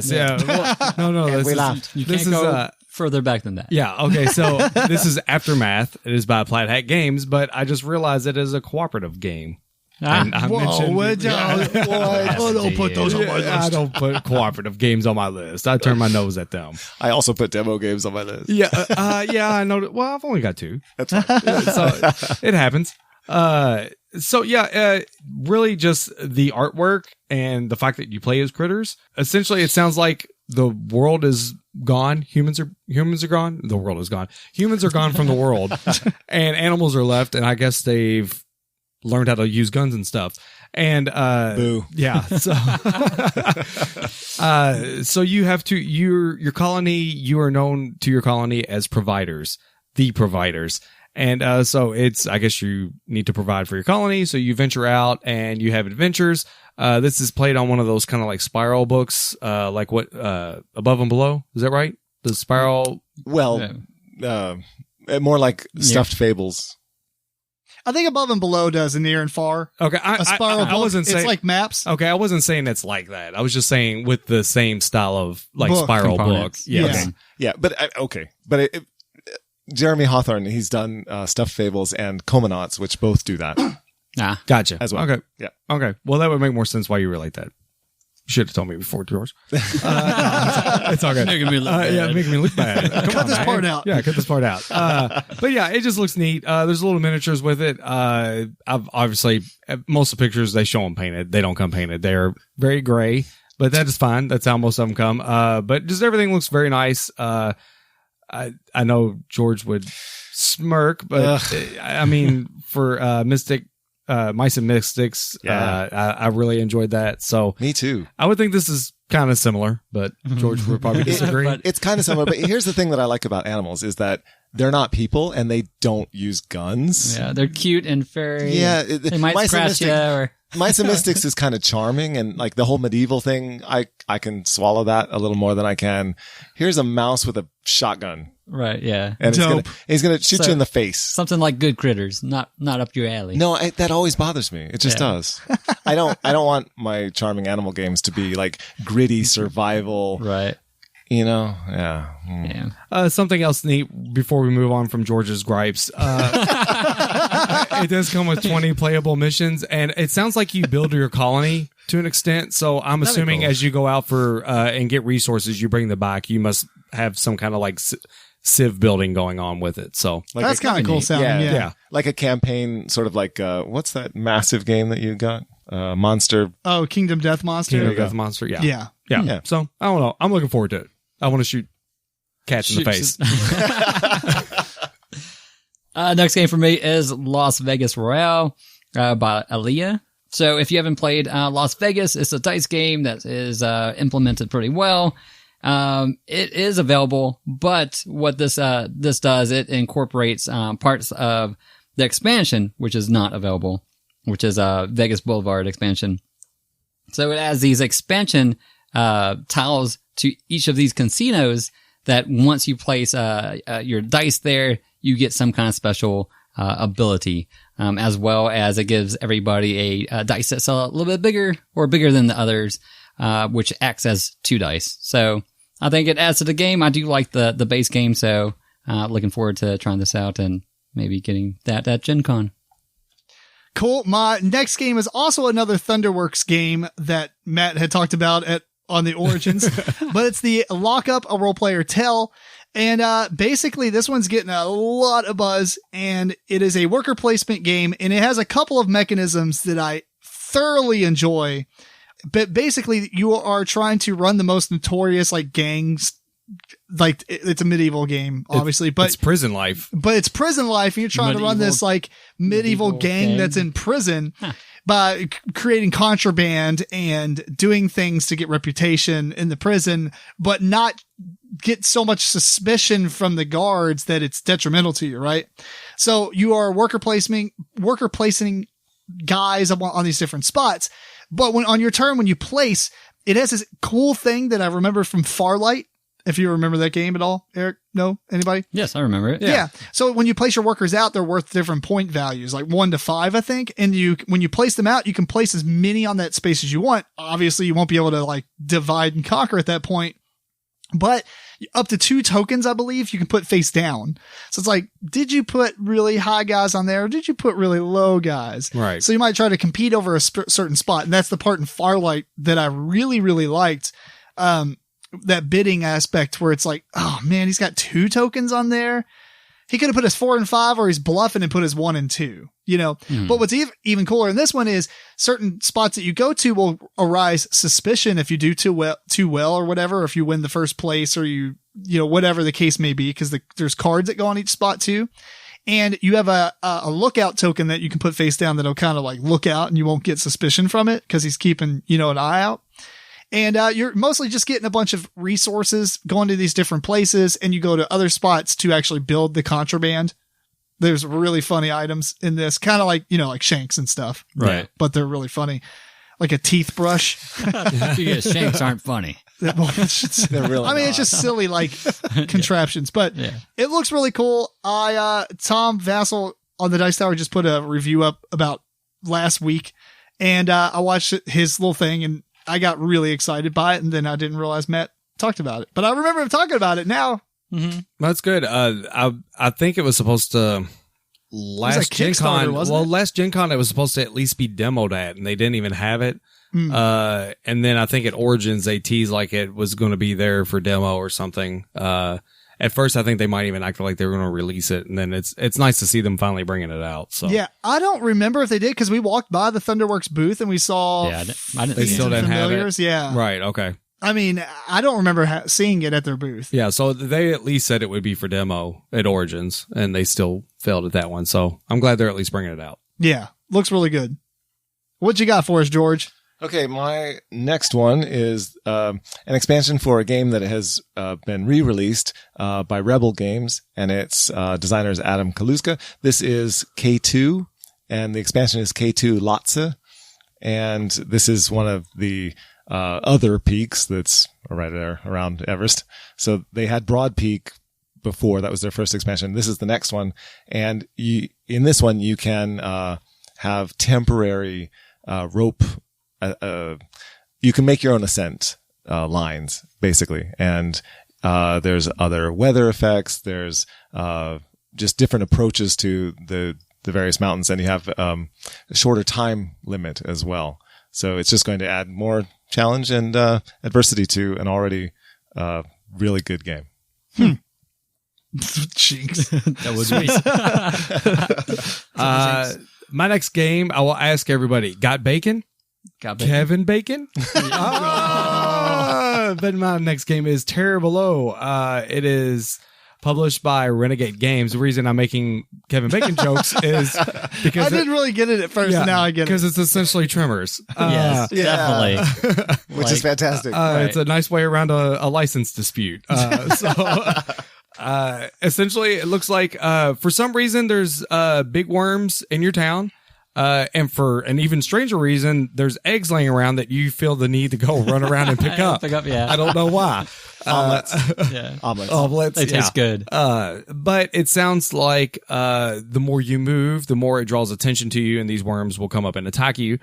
They are calling it an action point allowance system, which I always like action point allowance. I would imagine it's got some pressure luck in it, but it's not mentioned. At least I think it would be cooler. If you move this much, if you move too far, you're going to make much more noise and get more attention and stuff. So yeah, I don't know. It just looks neat. It comes with this big worm miniature thing with the game. So I don't know. I'm looking forward to it. I want to run around and get eggs. Me too. Yeah. I arm wrestled Eric for that game too. I know.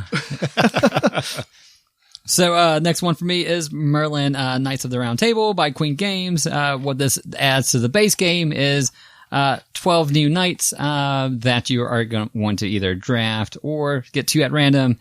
These knights are going to give you, special powers. So it gives everybody, a little bit of, different powers that they can use, during the game, which is always nice. I kind of like that. While you're there, there's another expansion, which is the Arthur's expansion. Which adds a new rondel to the board.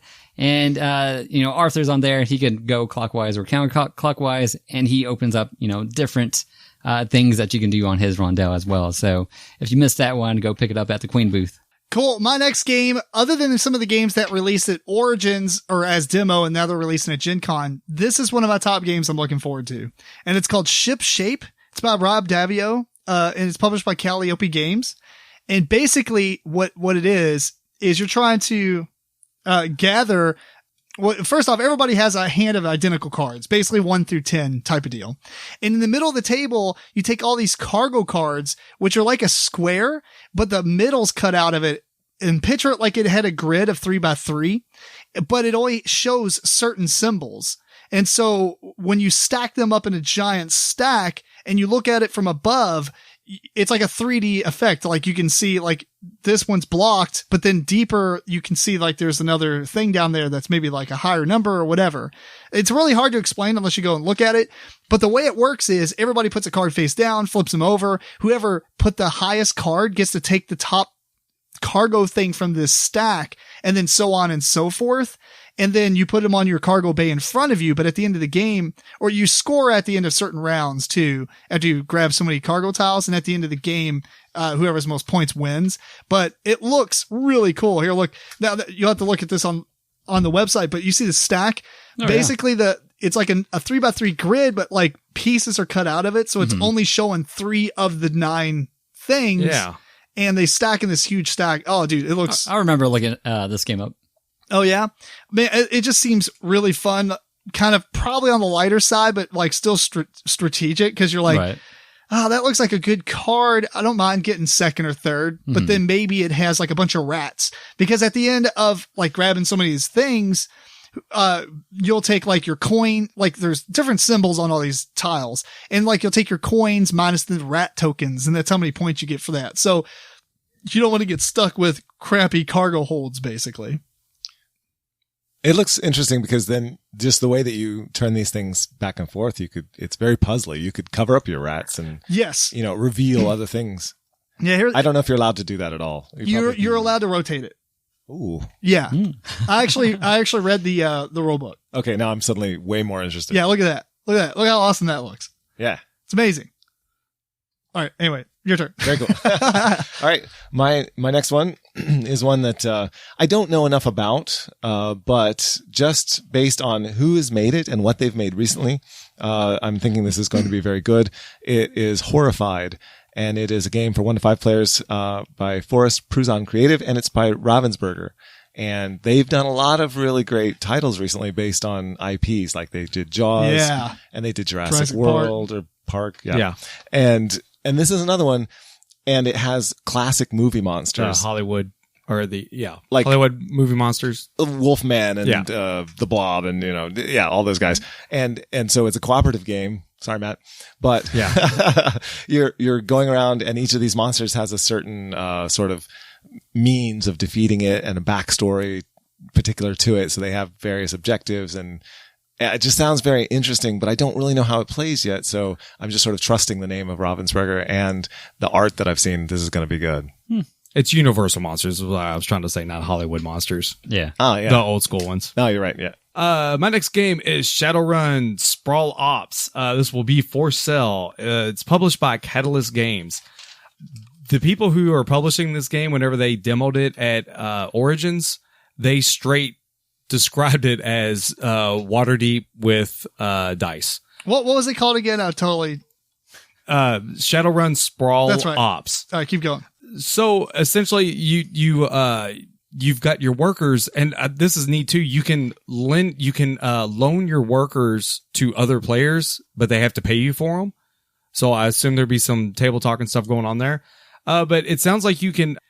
I guess the dice have different. I don't know. I guess they can be classified as different workers to do different jobs and stuff like that. So you want kind of a diverse group of workers to do it, probably like your techers and stuff like that, to be able to do different things for you. And then so you get trying to gather a dice pool to be able to complete these jobs that you're placing your workers at. So it's got a little bit more going on than just what Waterdeep is doing with just a strict worker placement. So I don't know. Sounds cool. Yeah. I can't it sucks I missed this. I'm very excited by it though. And At least you know about it now. yeah, and from what I saw, the board and everything that comes with it is like massive. It's a very big game. So Yeah. sounds cool.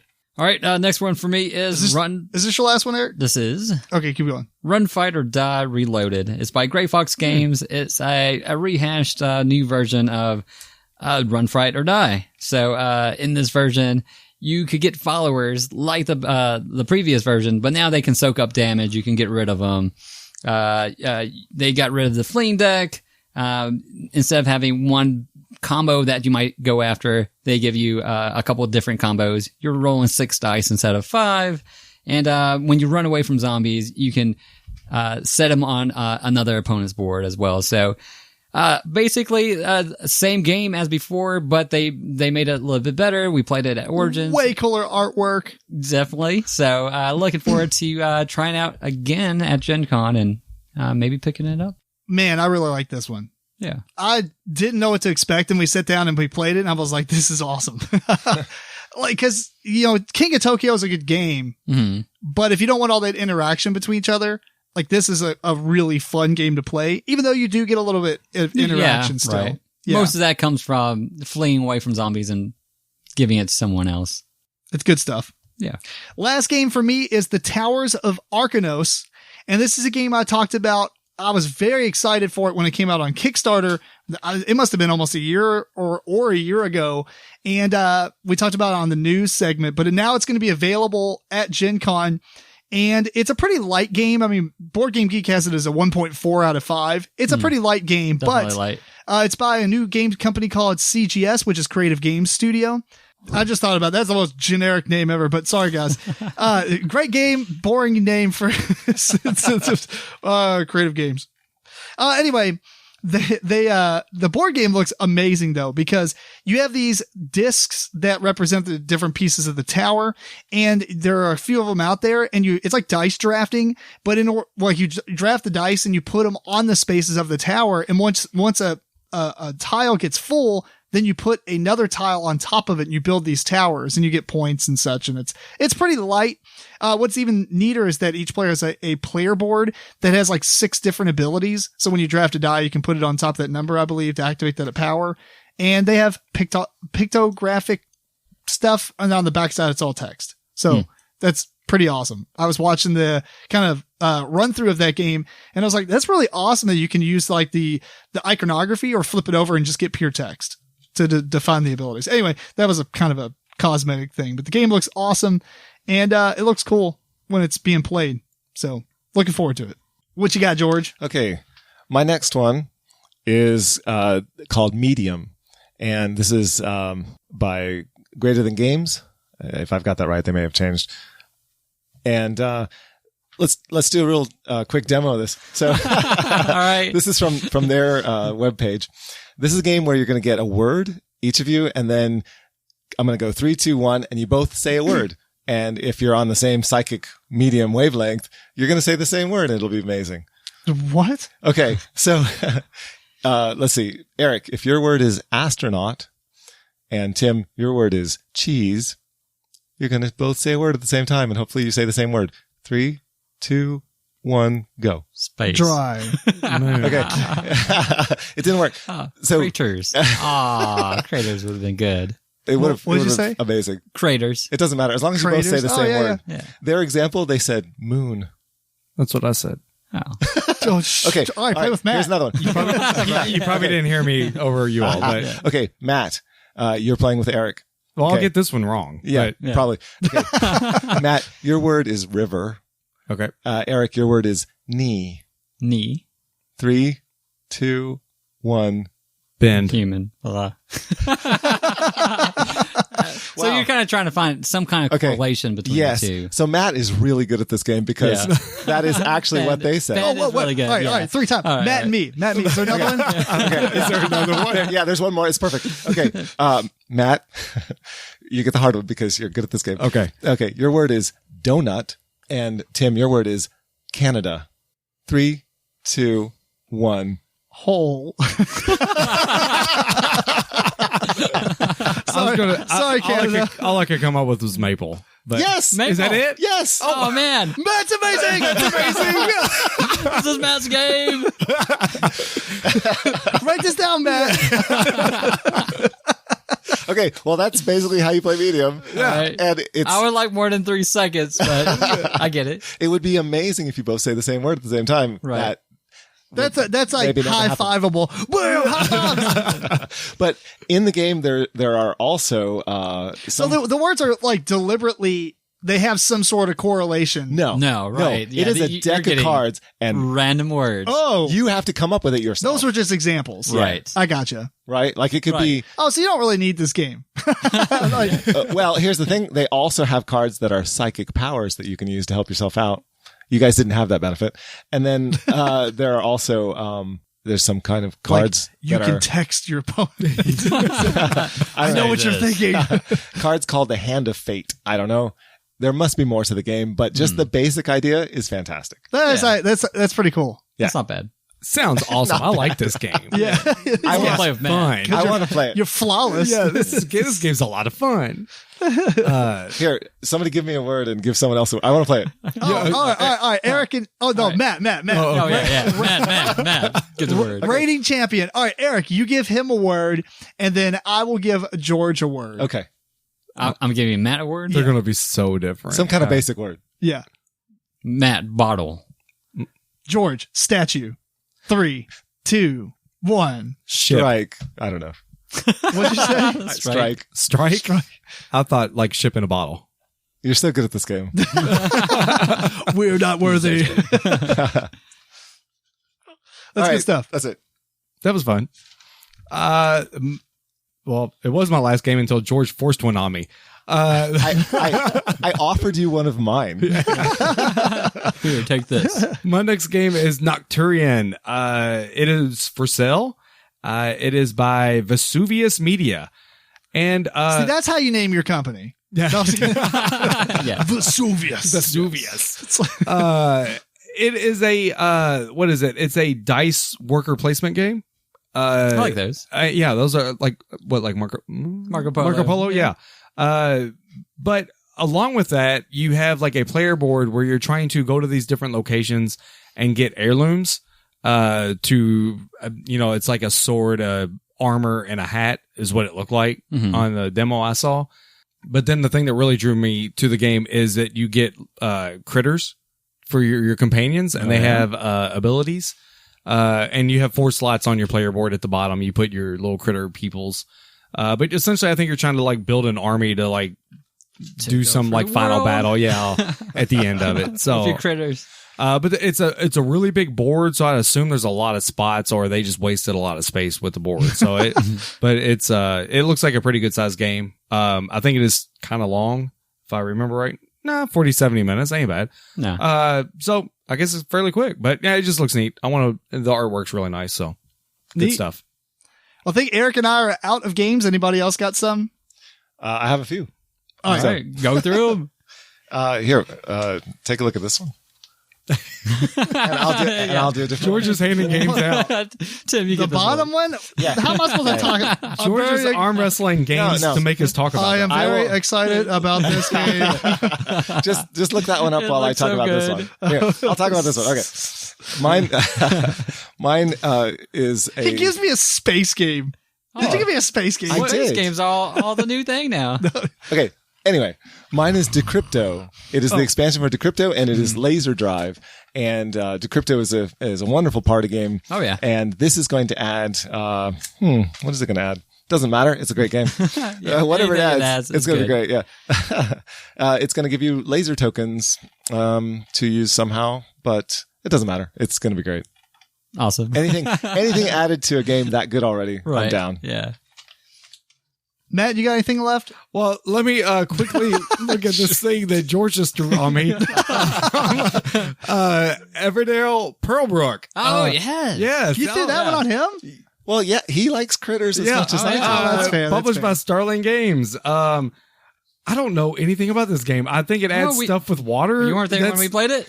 Oh, we didn't play Everdale. Oh, my I played God. Everdale. Oh, yeah, you did. You Yes, did. I just don't know what the expansion does. Oh, I got So, you. It adds a sideboard. It has Eric's got it all frog. right There you go, Eric. Take it. It has a sideboard. You have a frog ambassador. I think he's going to get you pearls, and you're trying to get these pearls to make like a wonder or a wonder of the world kind of thing. And then it also adds these aquatic critters to your deck that you're going to bring out and add to your tableau.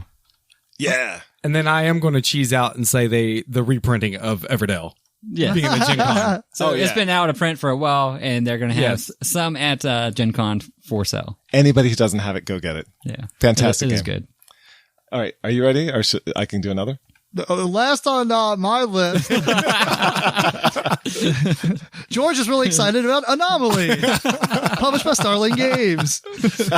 Left 4 Dead, the 3 young students fight for their lives against the unknown entity, the creature.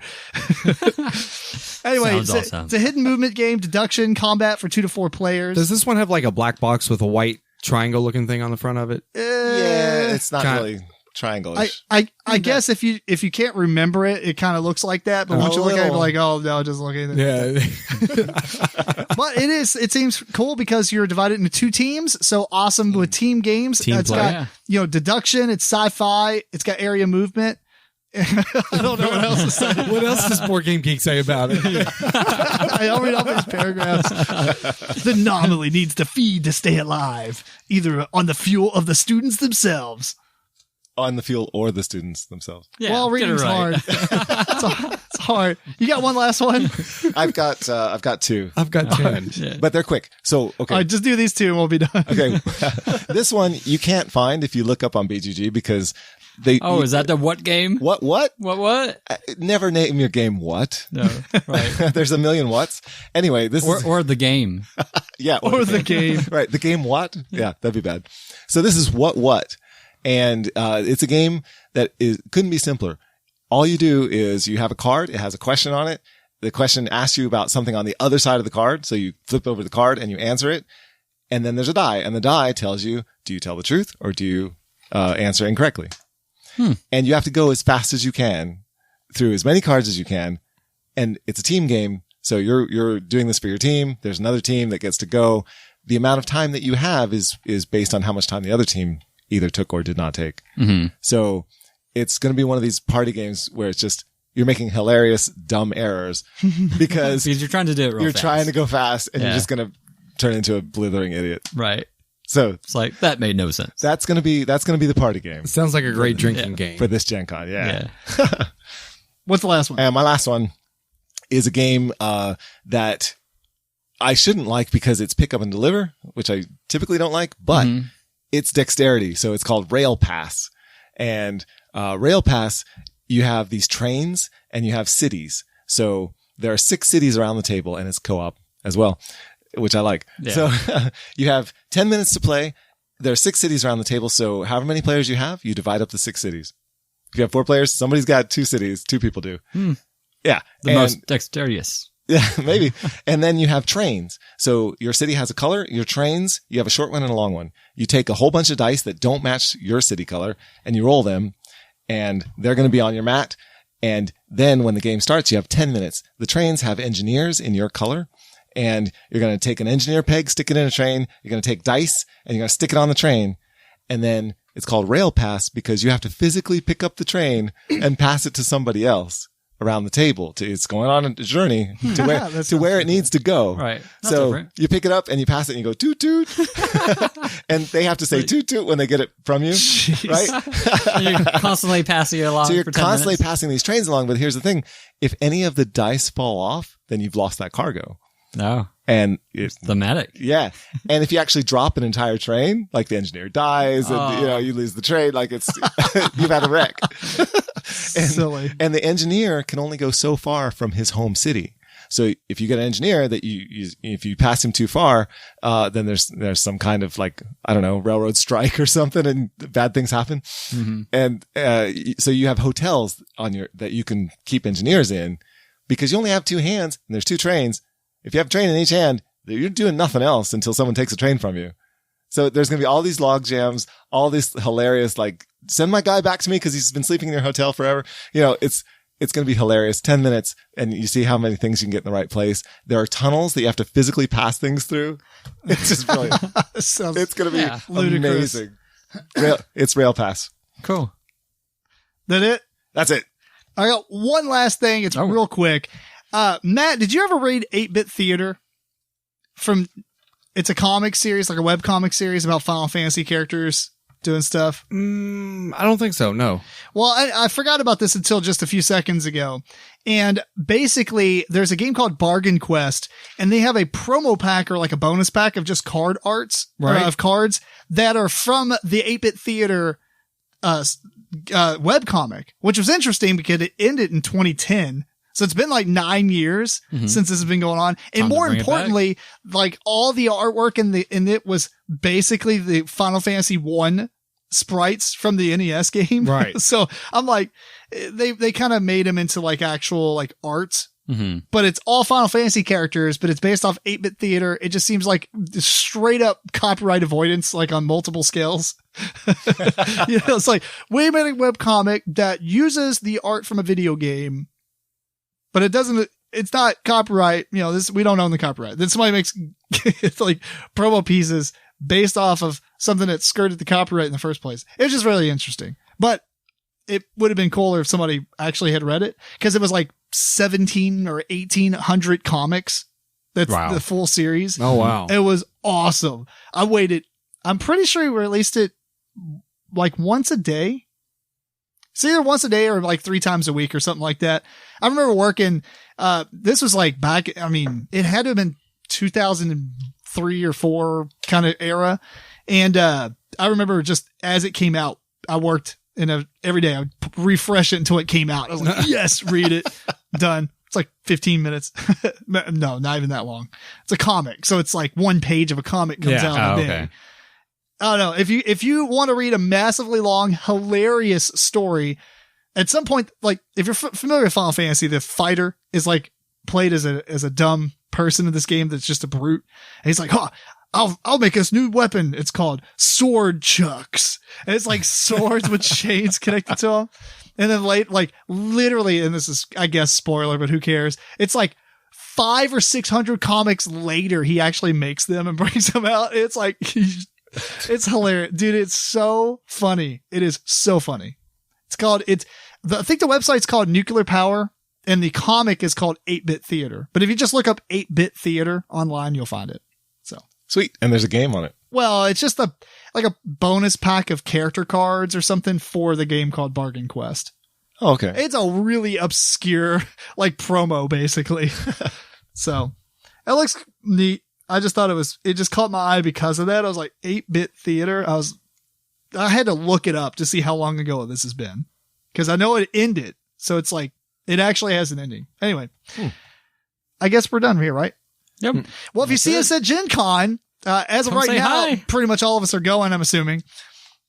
George is going to make his way there. We're going to be there all 4 days, Thursday, Friday, Saturday, and Sunday. If you see us, a couple of us will probably be walking around, maybe filming some things. We might be doing the podcast on one of the nights randomly in the hallway somewhere. I don't know where. It's not scheduled at all, so I'm sorry. And, we're looking forward to it. So if you see us, say hi, and, I guess we're done.